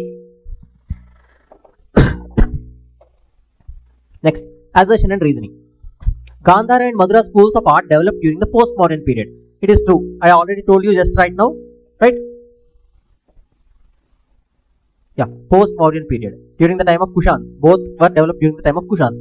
Next, both schools were patronized equally by Shatavahanas. No, this is wrong, as it was patronized by Kushans here. Whereas Madras school of art was very much indigenous in nature, whereas Gandhara school of art has influence of many external elements like Greco-Roman, Bactrian. In this manner, many influences were seen from outside. So A is true here and R is false. Next. Yeah.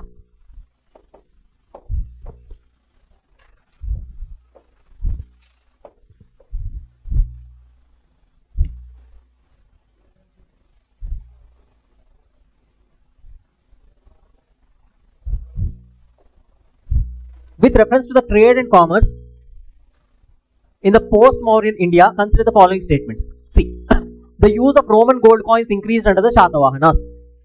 Yes, Shatavahanas were having trade relations with the Roman Empire, we know very well. As a result, the Roman gold started to flow into India. Even Pliny has lamented that this gold has been drained from Rome to India. Right? Next, guilds or shrenis. These were related to traders and artisans, especially guilds. Merchant guilds functioned as banking and mercantile institutions. Even they had the leverage of minting their own currency, which served as a parallel currency to the royal currency. Okay, royal currency was there, but still for the purpose of business transactions, they minted their own currency, and that was also parallelly in circulation with the currency which has been given by the state. Right? So statement 2 is also right. The port of Barigaza was mentioned in the Periplus of Erythraean Sea. Right? So this is also true. Okay, so first statement is right here, second statement is right here. Which of the following statements given above are incorrect? Right, so answer is D. None of them are incorrect. Means all of them are true, as they have asked the incorrect one, none of them are incorrect here. Right, next.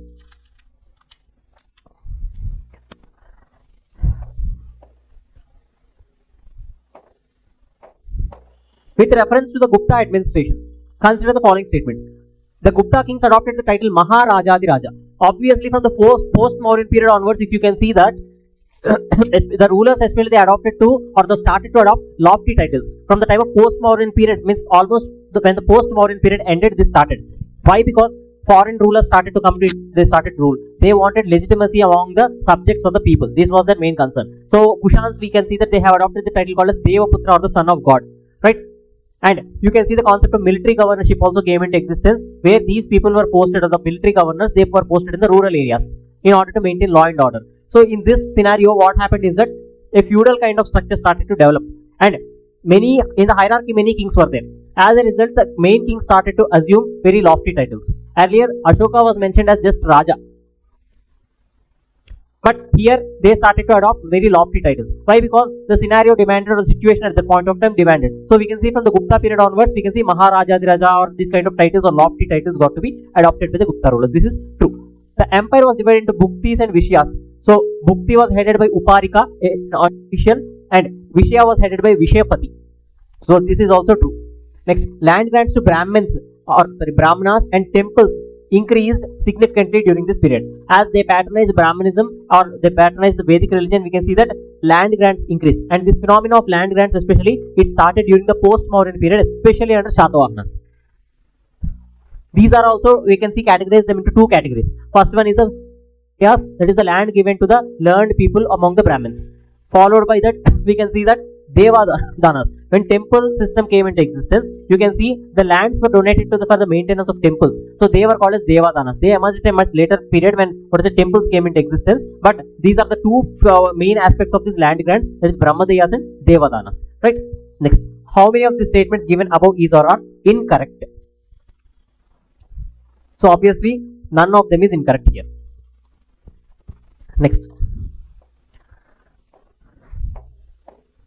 Followed by this, match the following Gupta rulers with their achievements. Chandragupta I. If you can see, Chandragupta I founded the Gupta era through matrimonial alliance with Lichavis. You can see he issued some coins bearing the image of Kumara Devi and Chandragupta I. Right? So this is correct. A is 1. Samudragupta. He is described as the Indian Napoleon by a person called as V.A. Smith. Right? So here Samudragupta for B, it is 3. Next, Chandragupta II or Chandragupta Vikramaditya. Especially this person is very much well known for having Navaratnas in his court, who were well known scholars in different fields. Apart from that, his military achievements, we can see that he defeated the Shakas of Western India, that is the outsiders who were ruling in India at that point of time. He defeated them. After that, he struck silver coins. So silver coins were issued to Guptas after this achievement of defeating Shakas. Okay. Next, Skandagupta. He repelled the Hun invasions very effectively. But after Skandagupta, the empire declined. Due to the repeated invasions and many other factors like decline in trade and commerce with Roman Empire and all these things, this Gupta Empire started to decline.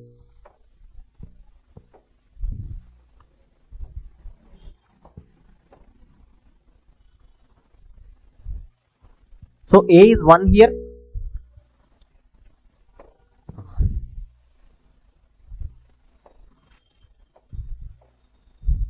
B is 3, C is 2 and D is 4.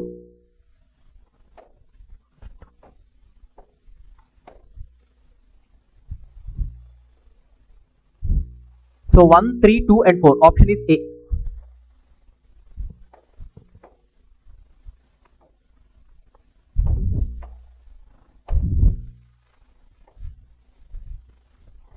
Next. Arrange the following events in the chronological order. See. Invasion of Huns, reign of Chandragupta II. So obviously, Chandragupta II, if you can see the order here.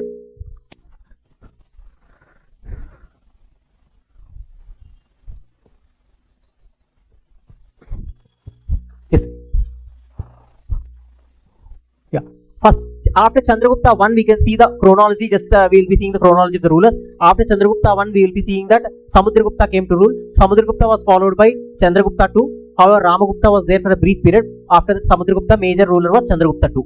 Here we can see that during the time of Chandragupta II, we can see the visit of Fahyan during the rule of Chandragupta. Right? So here we can see that Samudragupta or Allahabad pillar inscription of this, Samudragupta given by his court poet Harisena. Right? This is the first event which took place. Followed by this, we can see the reign of Chandragupta II or the accession of Chandragupta II to the throne. And visit of Fahyan, which is the third one. And invasion of Huns during the time of Skandagupta, who was the last powerful ruler. So this is the order here. We can see here it is 3, 2, 4 and 1. Option is A. Yeah, right. Next. Consider the following statements about the Gupta coinage. The Guptas issued large number of gold coins called as dinars. Yes, true. Silver coins were also issued after their victory over Shakas. They were called as rupayakas. Clear? This statement is true. Coins often depicted kings performing Ashwamedha sacrifices and Veena playing scenes. This is also true. Samudragupta has issued many such kind of coins. Silver coins were absent throughout the Gupta rule. This is wrong. Completely they were not absent. They have issued silver coins after their victory over Shakas. Just now I told you. Right? So which of the following statements is or are correct? Here 1 and 2 are correct.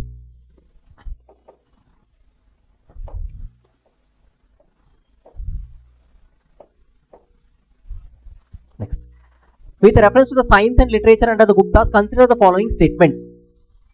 Aryabhatta wrote Aryabhatyam dealing with mathematics and astronomy. This is true. Next, Kalidasa's Abhignana Shakuntalam was translated into Greek during British period. No, it was translated into English, not Greek. Right?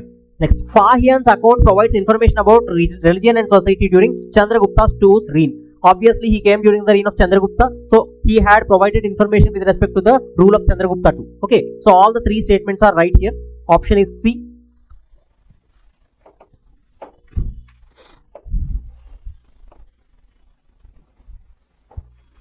Next, 50th question.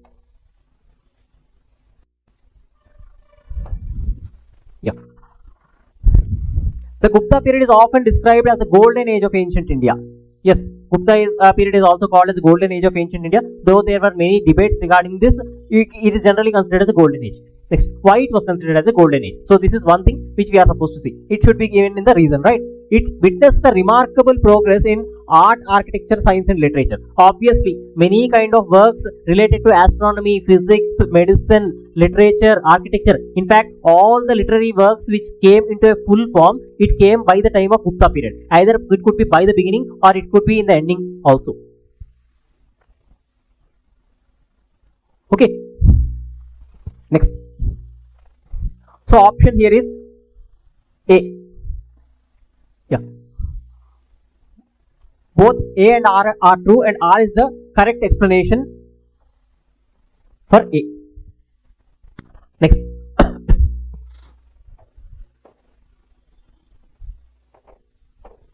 Monuments with their location. See, these are some of the temples which came during the Gupta period. Means it started the beginning of temple architecture. Okay, it started the beginning of temple architecture. Among them, we can see some beginning or experimental phase with respect to the temple building. Right. Among them, the Dasavatara temple, it was located at a place called as Devgarh. This is true. Followed by that Mehrauli iron pillar. So it is presently located in the Qutub complex of New Delhi. Okay. So the importance of this pillar, iron pillar, is that it did not rust till today. So that is the main, importance of this Mehrauli iron pillar. It is currently located in the Qutub complex, that is in Qutub Minar. Right. Next, Udayagiri caves. So these caves are located in Madhya Pradesh. Especially the Varaha avatar or Varaha inscription of sculpture of boar form of Vishnu is very much famous with respect to the Udayagiri caves in Madhya Pradesh. Followed by that, Bhitargaon temple. It is situated in Uttar Pradesh at a place called Kanpur. Near Kanpur, this Bhitargaon temple is located. It is there in Uttar Pradesh. So these are some of the temples. Bhitargaon temple and Dasavatara temple were the earliest phase of temple architecture. On an experimental phase, they have started. Obviously, 1, 2, 4 and 3. Option is D. 1, 2, 4 and 3. Right. Next. With reference to the Gupta art and sculpture, consider the following statements. The seated Buddha images from Srinath exemplify the idealized human form with serenity. It is true. Seated Buddha, if you can see, this is related to some sculptures. Next, Gupta style influenced the Southeast Asian Buddhist art. So, especially what happened is that after Gandhara school of art, Mathura school of art, obviously Mathura school of art was patronized by Kushans, but by the time of Gupta period, we can see a new art developed, which was an offshoot of this Mathura school of art, which is called as Sarnath school of sculpture. So, in this region, obviously you know that Mauryan pillars were also crafted, or the raw material was brought from this region only. There was a place called as Chunar near the Sarnath. So, we can see a black colored or buff colored grey sandstone has been available from this region. So for Ashokan pillars, this stone has been brought. Apart from this, we can see that red sandstone was also used in this Gupta art and sculpture. So by the time of Gupta art and sculpture, if you see the temples, Dasavatara temple or whatever the temples which I have seen, the stone which was used was red sandstone. In some occasional cases, brick temple was also experimented. So absence of red sandstone. See, the use of red sandstone was discontinued during this period. No. If you know this one statement, even if you know these two or not, it's immaterial. Okay. Just if you know this one statement is wrong, you can answer the question. So, which of the following statements given above are correct? 1 and 2. Option is A. Yes. Next.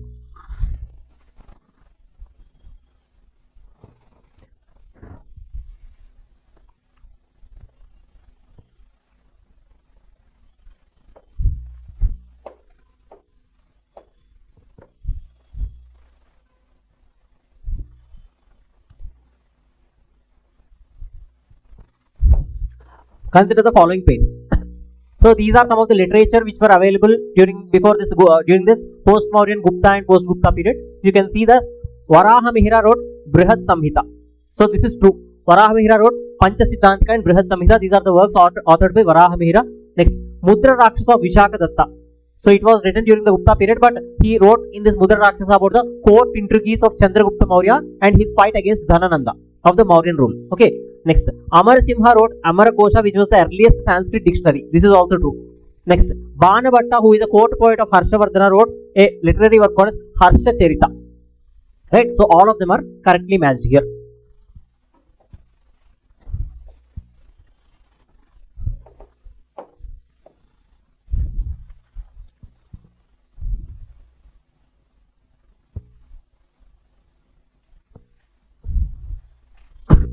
Next, with reference to the decline of Gupta Empire, consider the following statements. With Gupta Empire, why it has got declined? This is the question here. The Hun invasion seriously weakened the empire. This is true. Due to the Hun invasions, repeated invasions, the economy got collapsed or strained. So for that reason, we can see that Hun invasions seriously weakened the Gupta Empire. Next, the increasing grant of land to officials reduced the central revenue. Obviously, in some cases, due to the decline of this money economy, as you know, that Roman trade had declined due to the fall of Roman Empire, and apart from that, repeated Hun invasions weakened the economy. As a result of this, we can see that there was paucity of coinage or money, paucity or scarcity of coinage or money, and you can also know this that Gupta rulers issued large number of gold coins with less purity. Right? So all these reasons, what they are hinting is that especially land grants were given to officials as salary in spite of money. This means that money economy or the coinage has been in declining state. Right? So this is also true. Next, the rise of independent regional powers marked the end of imperial unity. Obviously, many regional kingdoms, just like Pushyabhutis of Staneshwar, Maukris of Kannauj, and Maitrikas of Vallabi, and Devgupta of Malwa in central India. So in this manner, later Guptas of Magadha. So in this manner, many regional powers came into prominence, which resulted in the decline of Gupta Empire.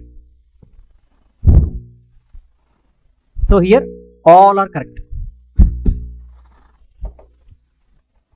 Next, with reference to the Sangam age polity,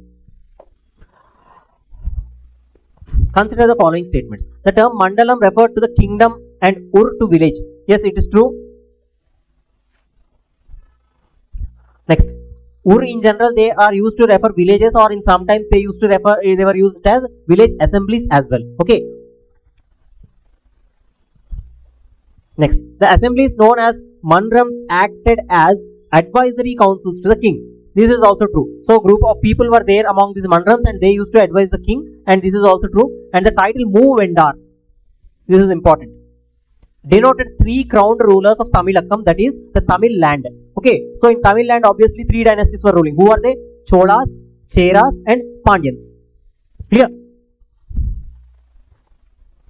So option here is all the above, that is D.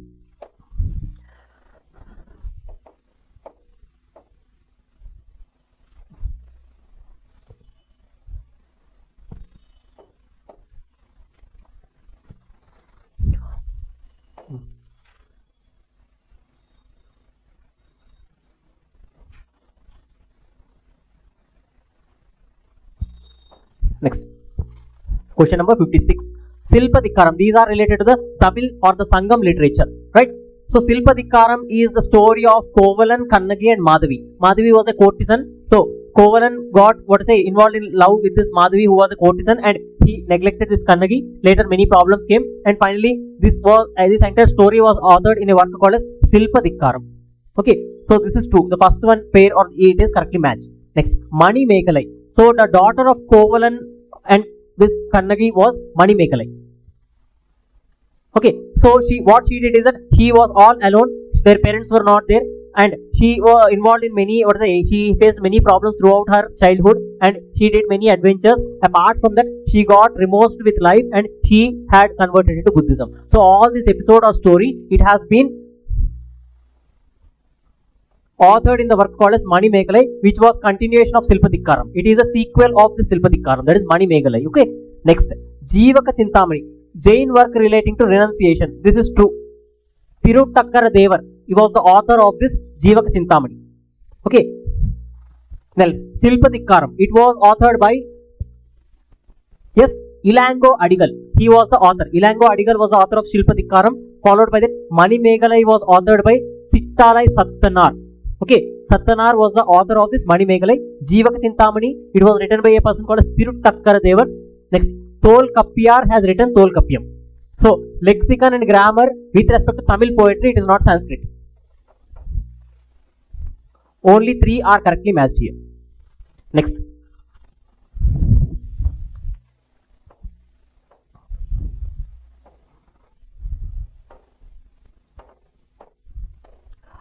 Arrange the following dynasties in the chronological order. Right? So, this question is a bit tricky for you if you don't understand. Let's see this question. Right? Fine. See, here let's understand one thing. In general, we will be knowing about Pallavas and Cholas. Right? This struggle.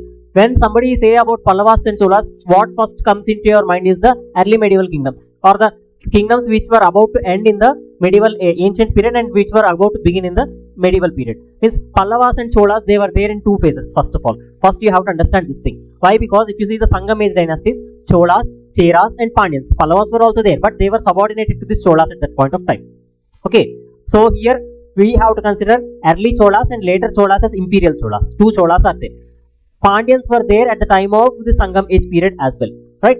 So here we have to understand that imperial Cholas were followed by Pallavas, right? Imperial Cholas were followed by Pallavas. So option here, if you see this, 3 is followed by,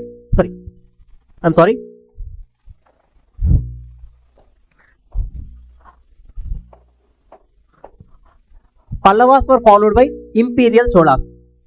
After Pallavas eclipsed, imperial Cholas came to power. More or less, Cholas, due to the rise of Cholas, Pallavas went into decline. Around 900 and odd something around these years. Then around this 900 and odd, Cholas started to rise as imperial Cholas. So obviously, options, you can see that in the chronological order, the last dynasty is Cholas. Apart from that, 2 and 3. So where is 2 and 3 here? Clear? You know, normally you know about Pallavas and Cholas. You may have confusion with early Cholas, later Cholas and Pandyans, all these things. But you have to understand that if you know these 2 things, that is enough. Pallavas were followed by imperial Cholas in the early medieval period. So here, if you can see the option 2 is followed by 3. Where is that option? In C. In early Cholas came or Pandyans came, nobody knows. Frankly speaking, nobody can tell that. Why? Because everybody cannot remember each and every year, and it is not necessary also. In order to solve the questions, it is enough that you know few things which have been asked. If you know Pallavas were succeeded by imperial Cholas, then this question gets solved for you. Yes? Okay. So that's it. Next.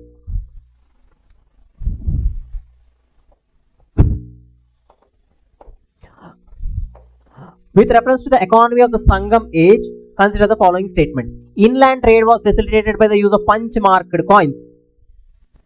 This statement is wrong. Why? Why? Because during the Sangam age, the trade was going on in the barter system. Apart from that, Roman coinage has been used for trade. Why? Because Sangam age or Shatavahanas, these kingdoms, they have trade relations with Romans, especially the Cheras. Okay, so more or less everybody had, but Cheras benefited more from the Roman trade as they were located on the western coast of India. Okay, so because of this reason, we can see this punch marked coins were not in usage.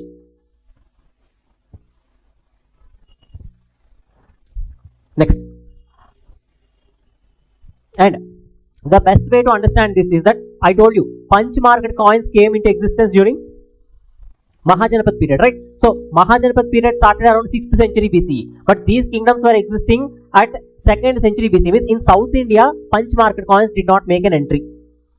In North India, 6th century BCE, but in South India, the Sangam age kingdoms, with respect to the Sangam age, these kingdoms, punch market coins did not enter into this region. Why? Because this region was not in contact with anyone. It is isolated at that point of time.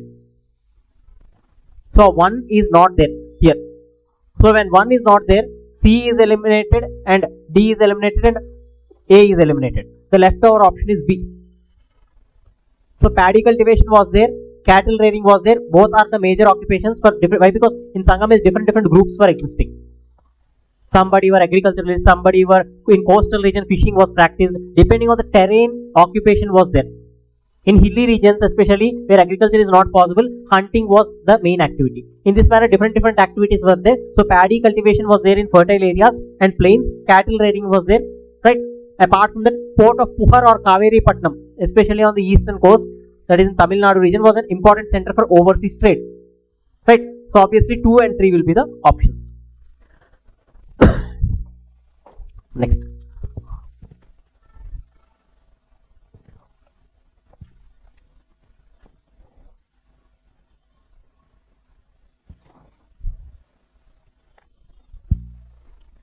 Match the following rulers. See, this is related to the Pallavan rulers. Okay, so Pallavan rulers, first, if you can see that Mahendravarman I, the author of Matta Vilasa Prahasana. It was the dance of a drunken elephant. This is the actual title for this Matta Vilasa Prahasana. So this was written by this, right, Mahendravarman I. And next, followed by this Narasimhavarman II. See, here one scholar name has been given. If you know that this scholar name, especially Dandin, he authored a work called as Dashakumara Charita. This is very popular fact. So he was adorning the court of this Nandivarman II. So C is related to 4 here. C is given in 2 options. Okay. Next. Rajasimha style. So Shore temple at Mahabalipuram. Narasimhavarman II is very much famous for temple building activity. So his style of temple building came to be known as Rajasimha style. So Shore temple at Mahabalipuram was built by this Narasimhavarman II itself. So here the option D is 3. Right? So 4 is 3 and C is 4 and D is 3. So in both the options you can see. And remaining one thing which you can see here is that Mahendravarman I authored Matta Vilasa Prahasana, where A is 1. The option will be, or the correct answer will be C. And the title, if you see, Narasimhavarman I, he defeated Pulakesin II, if you people know. And he assumed the title called as Vatapi Konda. So Kondan is the title which he is used for military victory. Okay. And in Cholas also, you will be seeing the term called as Gangai Konda Cholapuram temple. So Gangai Kondan means it is nothing but victory over the Gangetic Valley.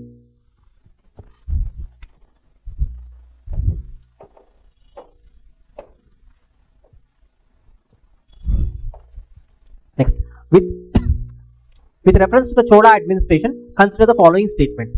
Ur and Sabha were important village assemblies. True.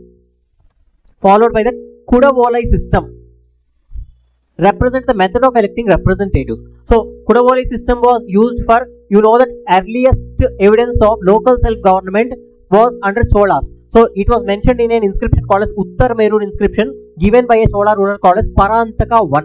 Okay. So in this system, in this inscription, the Kudavolai system has been mentioned. So in the local self-government under Cholas, this system has been followed, which indicates the method of electing the representatives at local level or the village level, right? Next, Uparika was the title given to village headmen. No, this is wrong. Why? Because Uparika was a post or the title in the Gupta period. Uparika was the head of a Bhukti, which we have discussed in the previous MCQ, okay, during the Gupta period. So this will be a wrong statement. Which of the following statements is or above are correct? 1 and 2. Option is A. The Cholas, next question. The Cholas developed an efficient naval force for expansion. Obviously, we can see Rajaraja I and Rajendra I, we can see that naval expeditions took place to Sri Lanka and Southeast Asia. So Chola kings aimed to control the maritime trade routes to Arabian Sea. This is wrong. Why? They were mainly focusing on Southeast Asia. Trade with Southeast Asia was the main thing which they are focusing. Here they gave it as Arabian Sea, so it is wrong. So A is true and R is false here.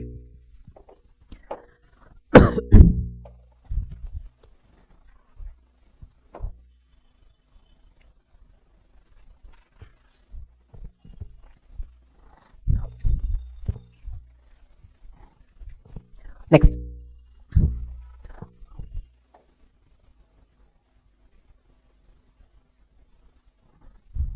coming to the match the following temples with the builders.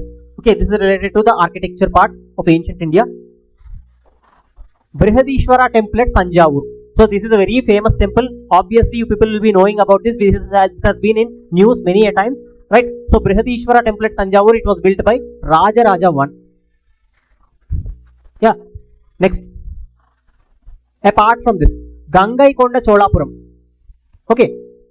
So if you see, already you can get confused between this Raja I, Raja II, Rajendra I. These many rulers are there. Raja I and Rajendra I are very popular. So Gangaikonda Cholapuram, it was attributed to Rajendra I, followed by the Kailasanatha temple is attributed to Narasimhavarman II. That is the Rajasimha style, Kanchipuram. Right? So two Kailasanatha temples are there. First one is located in this Rashtrakuta. It was constructed by Krishna, one of Rashtrakutas, in this Ellora caves. Right? And another Kailasanatha temple was located in Kanchipuram. It has been constructed by this Narasimhavarman II.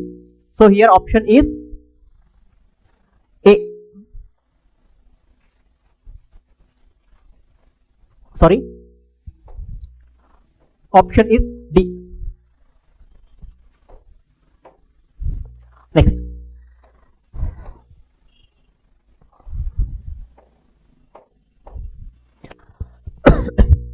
With reference to the features of Buddhist architecture in ancient India, consider the following statements. So this is related to the Buddhist art and architecture, right?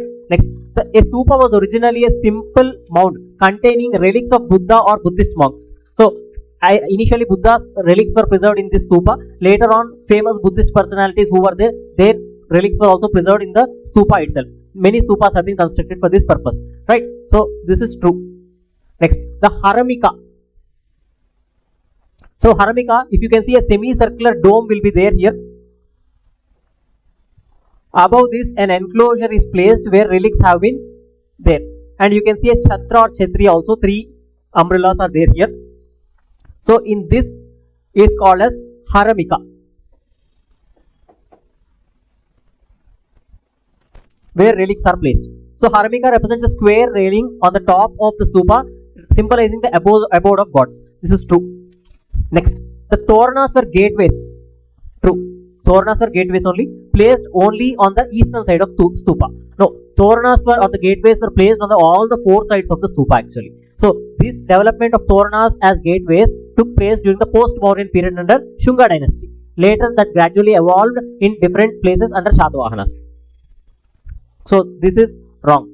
The Anda of the stupa represents the dome, symbolizing the cosmic mountain. So this is Anda, or the cosmic mountain, right? So how many of the statements given above is or are correct? Only 3, right? So that is the answer. Next,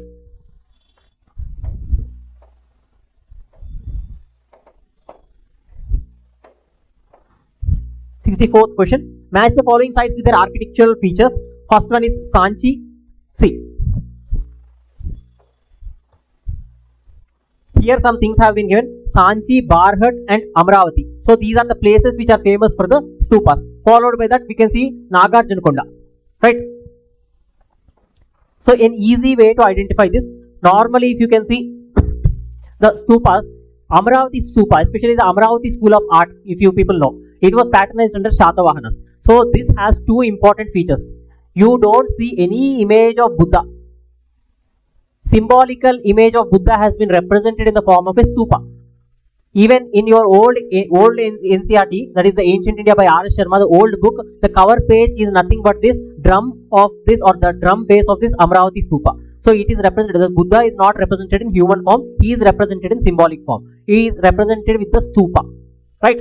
So in this manner, Amravati, you can see limestone sculptural panels can be seen. So the marble or limestone has been used for the construction material of Amravati school of art mostly, right? Marble and limestone. So relief panels or sculptural panels, you can see the use of limestone. So Amravati C, for C you can see 3 will be the answer.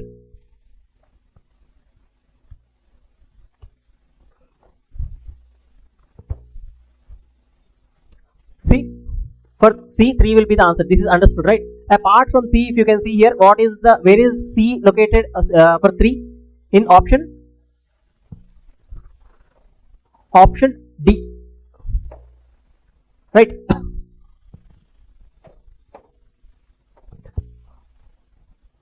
And Nagarjunakonda, I told you, stupa with double drum base. It means that the stupa, Buddha is represented in the form of stupa, which I already told you. So option C, D is 4 here. So both are there in this option D. So this will be the answer. So it is not necessary to know each and everything, which I already told you. Okay. Pratidi teliyalsina avasaram ledhu. Fine. Next.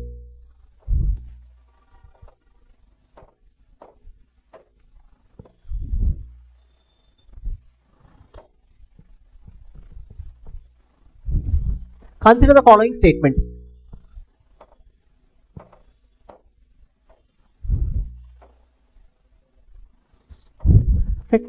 Chaityas or prayer halls, containing a stupa at one end. Is the worshipping places of these Buddhist monks? That is true. We have seen in the Ajanta caves as well. Fine. Viharas served as monastic residence for monks. This is also true. Yes.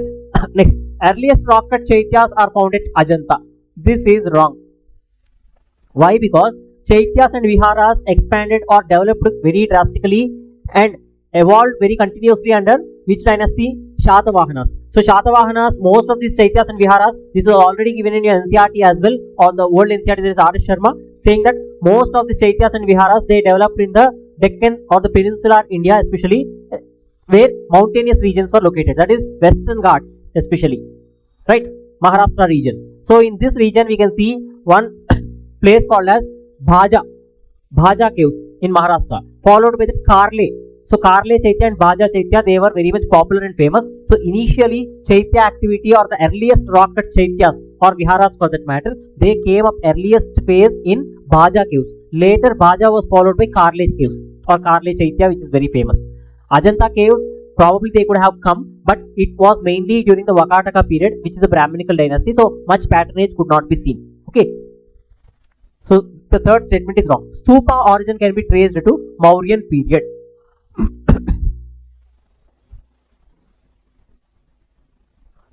Yes, stupa origin can be traced to Mauryan period, right? So what is the answer for this? Which of the following statements given above is or correct? So 1 and 2 are correct here. So if you can see, 3 is there in A and 3 is there in D. Obviously these two will not be the answers.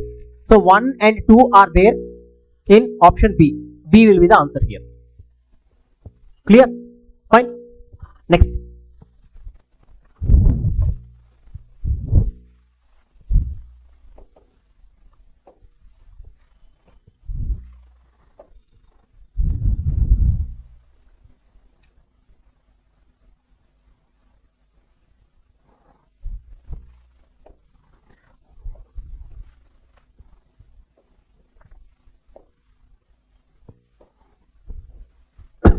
And another thing I just want to say here, in general, when we see that stupas, so just I want to tell you small problem with this question. I just wanted to mention here. Here we are supposed to take the best available thing at this point of time. So normally, when stupas originally existed, actually speaking, so stupas existed even from the time of Vedic period as well, but they were not much important, right? Because stupas were the burial mounds, so they existed since the Vedic period. But Vedic period, they did not attach much importance. So the origin can be traced to Vedic period itself. But when Buddha passed away, after that he ordered or he said to his disciples to preserve his relics in stupa. So the design of the stupa has not been mentioned. So based on that, stupa has been erected where Buddha's relics have been preserved initially. And later, after that, what happened is that the relics of Buddha has been distributed. So 9 stupas came in total. So the origin can be seen even before the Mauryan period. Why? Because before the Mauryan period came, Buddha has passed away. Why? Because Ashoka's time, you can see 3rd Buddhist council was held. During the time of Ajatashatru of Haryanka dynasty, Buddha has passed away. If you people know this, Ajatashatru's time, first Buddhist council has held, and this council was held after Buddha passed away.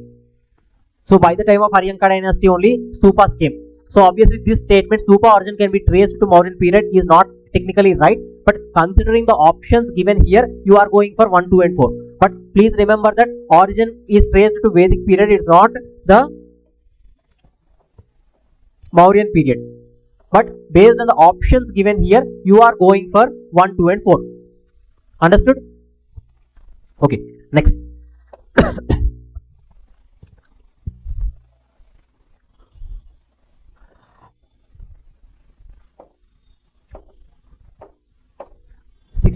Arrange the following caves in the chronological order. See, the option is Baja and Karle. I told you they came earlier. So Baja caves followed by Karle. Next, Ajanta caves, especially they were patronized by Vakatakas of Deccan. So if you, even you can see these two caves, they were patronized by Shatavahanas. In the previous question only we have discussed Baja and Karle, Shatavahanas, right? Followed by that, Ajanta caves were patronized by Vakatakas, if you people know. Vakatakas. Next, Ellora caves by Rashtrakutas. Based on this, you can easily arrange them. Shatavahanas followed by Vakatakas and Rashtrakutas. So what is the option? 1, 2, 3 and 4. A will be the option here. Next.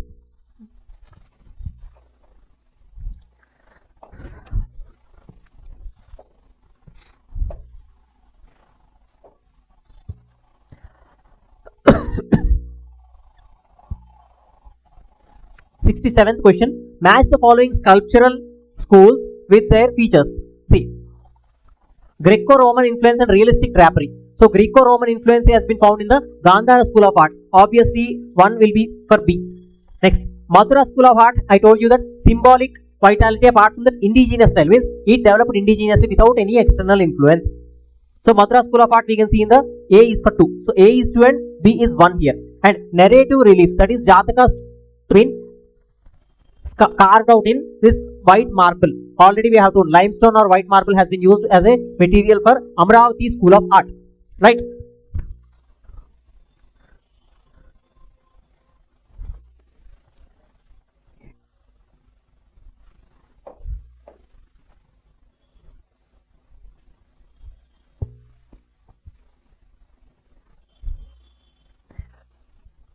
So, answer here is B.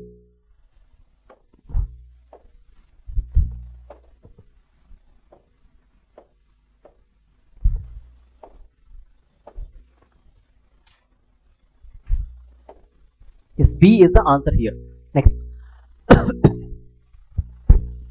With reference to the Jain art and iconography, consider the following statements. The earliest Jain images are found at Mathura. Yes, Mathura has been a center for Jain propagation or Jain religion as well. This is true. Followed by this, Tirthankaras are depicted in either seated or standing meditative postures. This is also true. We can see that Shravana Belugola Gomateshwara statue or Bahubali statue, which is seen in half standing pose. We will call it as Kaya Sarga posture.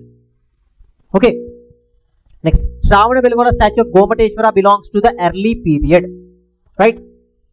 Actually, Shravana Belugola statue of Gomateshwara, it does not belong to the early period, it belongs to the early medieval period. Right? In early medieval period, one of the dynasties, they patronized this and they constructed or they erected this statue. Shravana Belugola, Gomateshwara statue especially. Right? So 1 and 2 are correct here. Option is A. Okay.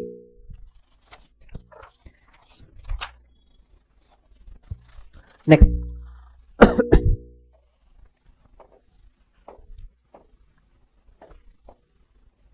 Followed by this assertion and reasoning. Amravati School of Sculpture is distinct for its narrative panels. So I told you, Buddha is not depicted in human form, but he is depicted in symbolic form. Obviously, in narrative panels, what you will be seeing, the stories of Buddha, that is nothing but the Jataka stories. This is true for Amravati School of Art. And it developed under early Pallavas who were Buddhists in South India. It is true that early Pallavas before Mahendravarman I, they were Buddhists. Later they became, they adopted the Vedic religion. But here you are supposed to understand that they did not patronize Amravati School of Art. Why? Because Amravati School of Art has been exclusively patronized under Shatavahanas. So here A is true and R is false. Next.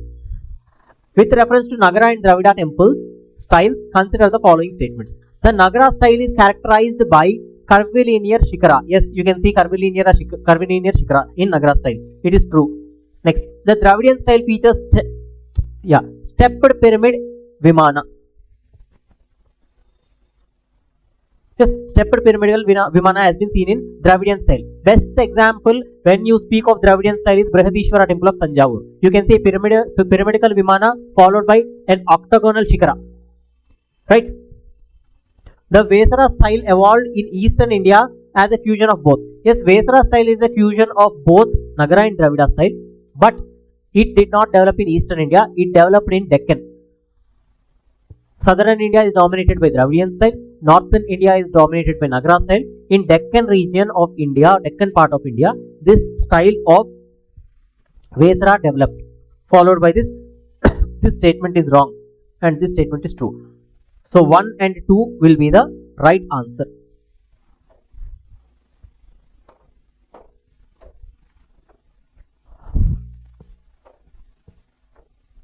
Next. Match the following with their architectural styles.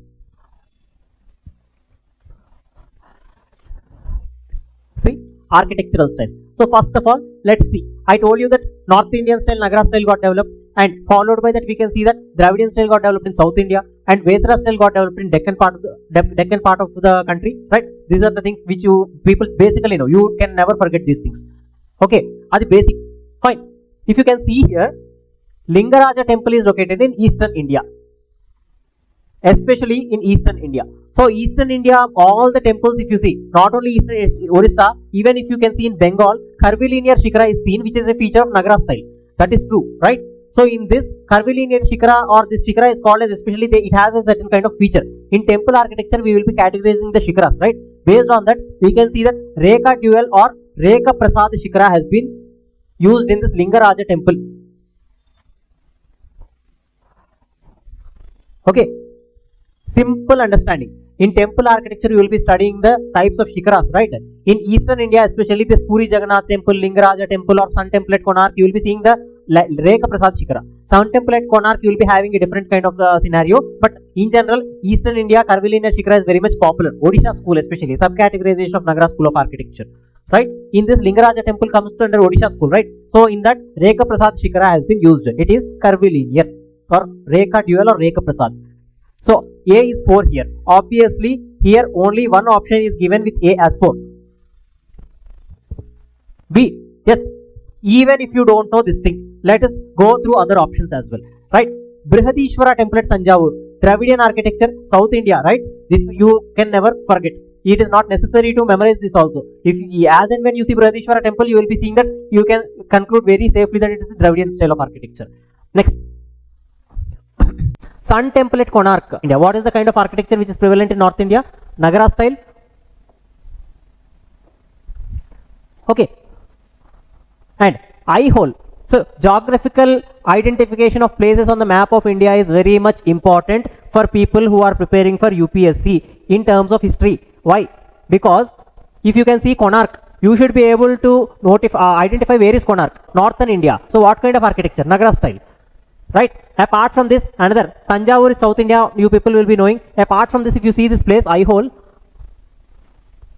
this place is very much famous in Deccan part of India, that is in Karnataka especially. Badami Chalukya's capital, Badami. Right? Apart from that, Aihole is another important place for them, where a city of Jain temples has witnessed. Means this city is filled with Jain temples, it was told. Apart from Brahminical religion, the Badami Chalukyas, they patronized the Jainism as well. So Lord Khan temple is a temple which was built in Aihole. Many Jain temples were there, but still Vesara style. Simply said, early Vesara style developed at Aihole. So I told you Vesara style where it had developed in Deccan part of India, right? So in Deccan part of India, it means that where is the temple? Aihole is in Deccan. This is what you are supposed to know. Where is Aihole located? In North India, in Deccan part of India, or in southern part of India? Geographical identification is necessary for answering certain questions. It is not possible practically to remember each and every small and minor fact. Certain facts are to be identified in this manner.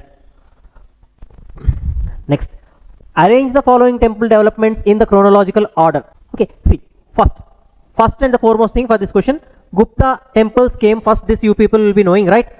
Number 1, followed by Pallavas were followed by Cholas. This is true. But in general, what you are supposed to understand is that this Orissa school or this kind of school, this Gupta structural temples, this came around 4th century. Gupta era starts from 319 to 320, right? So, E period we can see that Gupta structural temples came. Next, followed by this Pallavas. Pallavas ruled around from 500 to 900.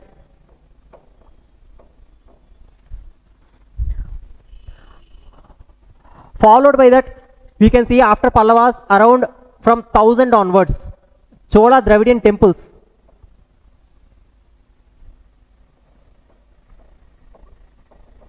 Right, from 1000 CE onwards, Chola Dravidian temples came into existence.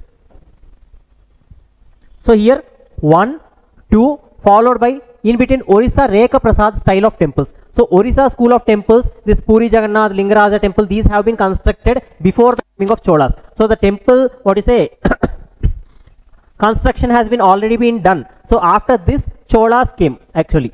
So because of this reason, we can see that there is a normally you people will be confusing here. In between Pallavas and Cholas, Orissa school got evolved in eastern India. Lingaraja temple at Bhubaneswar, Puri temple of Jagannath. So all these temple early medieval phases lo they have been constructed. So option is 1, 2, 4 and 3. Next.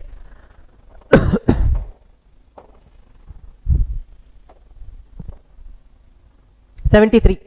So 73 we can see that. Yes. Select the correct answer using the code below. Let us see this. We can see that if you people know Ajanta caves and Ellora caves, you people will be knowing about these caves, right? In Ajanta caves, you can see the what say paintings or sculptures, whatever they are there. You can see that all the 3 religions will be witnessing in Ajanta caves, or you will be witnessing all the 3 religions, right? Hinduism, Buddhism and Jainism. But in coming to Ellora caves, if you can see here, what we can see in Ellora caves, they have been patronized by Rashtrakutas, and especially Hinduism is the only theme which has been found in Ellora caves. Jainism or Buddhism is not there. Even if they are there also, they are very negligible. Means too, what to say, unimportant to be noticed. So now you will be answering this question. See, Ellora caves, predominantly Jain frescoes. So this will be wrong. Enduku? Why? Ellora caves, we can see only dominance of Hindu religion was the major religion in Ellora caves. Whereas in Ajanta, we can see Buddhism, Hinduism and Jainism, all the 3. So Ajanta caves is true here. Next.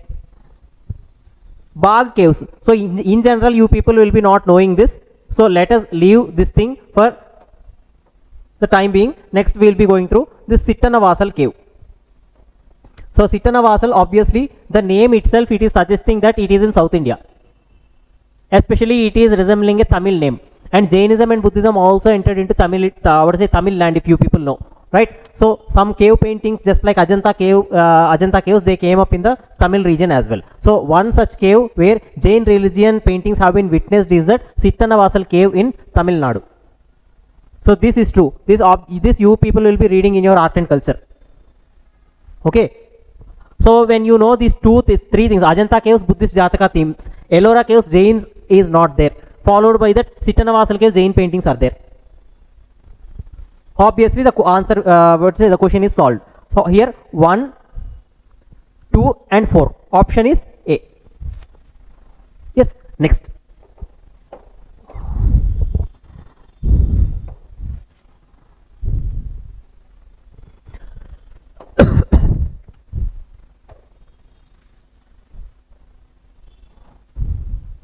See, with reference to the ancient Indian music, consider the following statements. Natya Shastra by Bharata is the earliest treatise on performing arts. Followed by this, Samaveda contains the earliest reference to musical chanting. Yes. Next. Veena and Mridanga are mentioned in the early Vedic literature. All of them are right. Okay. Which of the following statements given above are correct? All the 3. Why? See, in the context of the world, if there is not given ancient Indian music, then the second statement could be wrong. Why? Because the first book on music in the world is from Zend-Avesta, a Zoroastrian book, holy book of Zoroastrians. Zend-Avesta, references to music has been given or seen from this book, first evidence. But here we are considering the ancient Indian music with respect to the Indian literature available. The first book on music or the references to music was been provided in the Samaveda.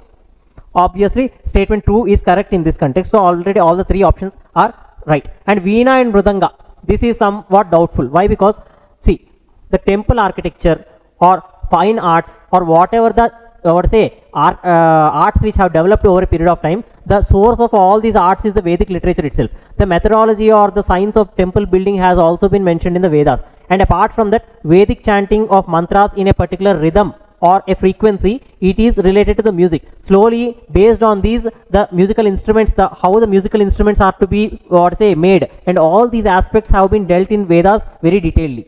So in this manner, Samaveda has each and every aspect of music. Based on this only, these musical instruments were made over a period of time.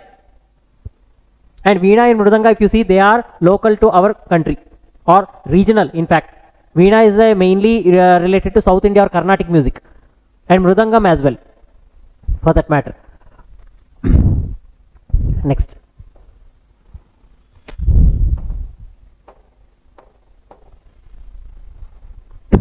See, these are some of the literary works and the authors which you are supposed to match. So Silpadikaram, which I already told you in my previous question, right? Ilango Adigal. So option is 4 here, followed by that Mani Megalai, Sittalai Sattanar. The option is for B, it is 3. Ardhashastra was written by Kautilya. Next, Abhijnana Shakuntalam was written by Kalidasa. Yeah, sorry.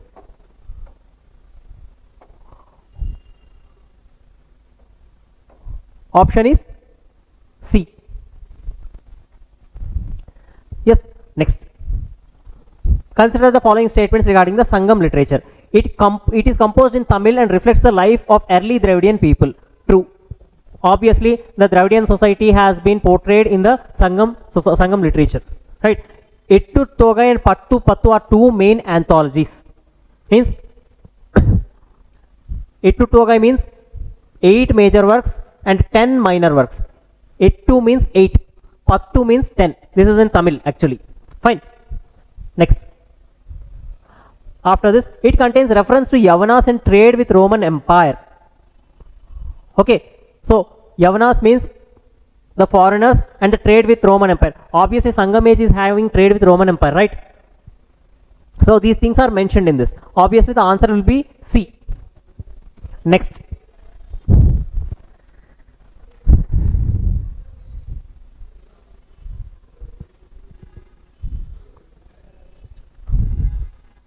With reference to the Sanskrit literature, consider the following statements. Ramayana and Mahabharata achieved their final compilation during the Gupta period. Next, Puranas primarily aimed to propagate Vedic ritualism among the masses, and Smritis dealt with mainly with laws, ethics and social duties. This is true. Followed by that, if you can see, Puranas primarily aimed to propagate Vedic ritualism among masses. Right? So, this is also right to certain extent. Ramayana and Mahabharata achieved their final compilation during the Gupta period. See, most of the Hindu literary works, they got achieved or they have been compiled, or the compilation has been completed by the beginning or by the end of Gupta period. This is true. But Ramayana and Mahabharata, if you can see, by the time of post-Mauryan period itself, there was a completion, means completion in the sense, a full form has been, means the completion of the story. In terms of story, we can see that the Ramayana and Mahabharata epics have been completed. The literature compilation has done by the Gupta period only. But here, the Ramayana and Mahabharata achieved their final compilation during the Gupta period in Jippi. It was given. Okay, it was given in Gupta, completed in Gupta period. But the story or the Ramayana and Mahabharata, it was actually completed previously only. But revisions took place and the final version was available in the Gupta period.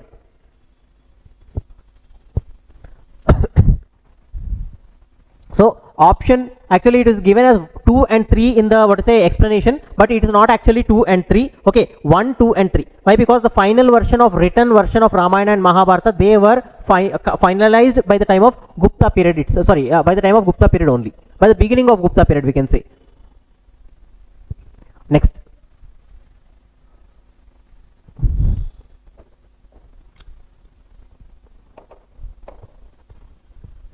The Gupta style of sculpture reached its culmination in the images of Buddha at Srinath.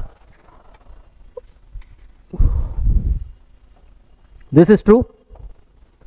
So Sarnath school of sculpture existed separately during the time of Gupta rule. Okay, the Gupta sculptures preferred exaggerated ornamentation over spiritual expression. So exaggerated ornamentation was not seen in the Gupta sculpture, if you people know, right? So here A is true and R is false. Next, match the following dynasties with their cultural contributions. Right, this is the last question. Gandhara art and Madura school of art. So obviously Kushan's time this got developed. In the Kushan's time it got developed, right? Next, Guptas. Classical Sanskrit literature and temple architecture. They started during the Gupta period. So A is 1 here, followed by B is 3. And where is the option here? Option is C. And Pallavas, obviously you people will be knowing rock cut temples at Mahabalipuram. This is attributed to Pallavas, followed by bronze sculpture of Nataraja has been attributed to Cholas. And Dravidian temple architecture has reached a climax during the time of Cholas. Dravidian architecture started under Pallavas and reached the climax during the time of Cholas, right? So that's all for the paper discussion of this test. Thank you.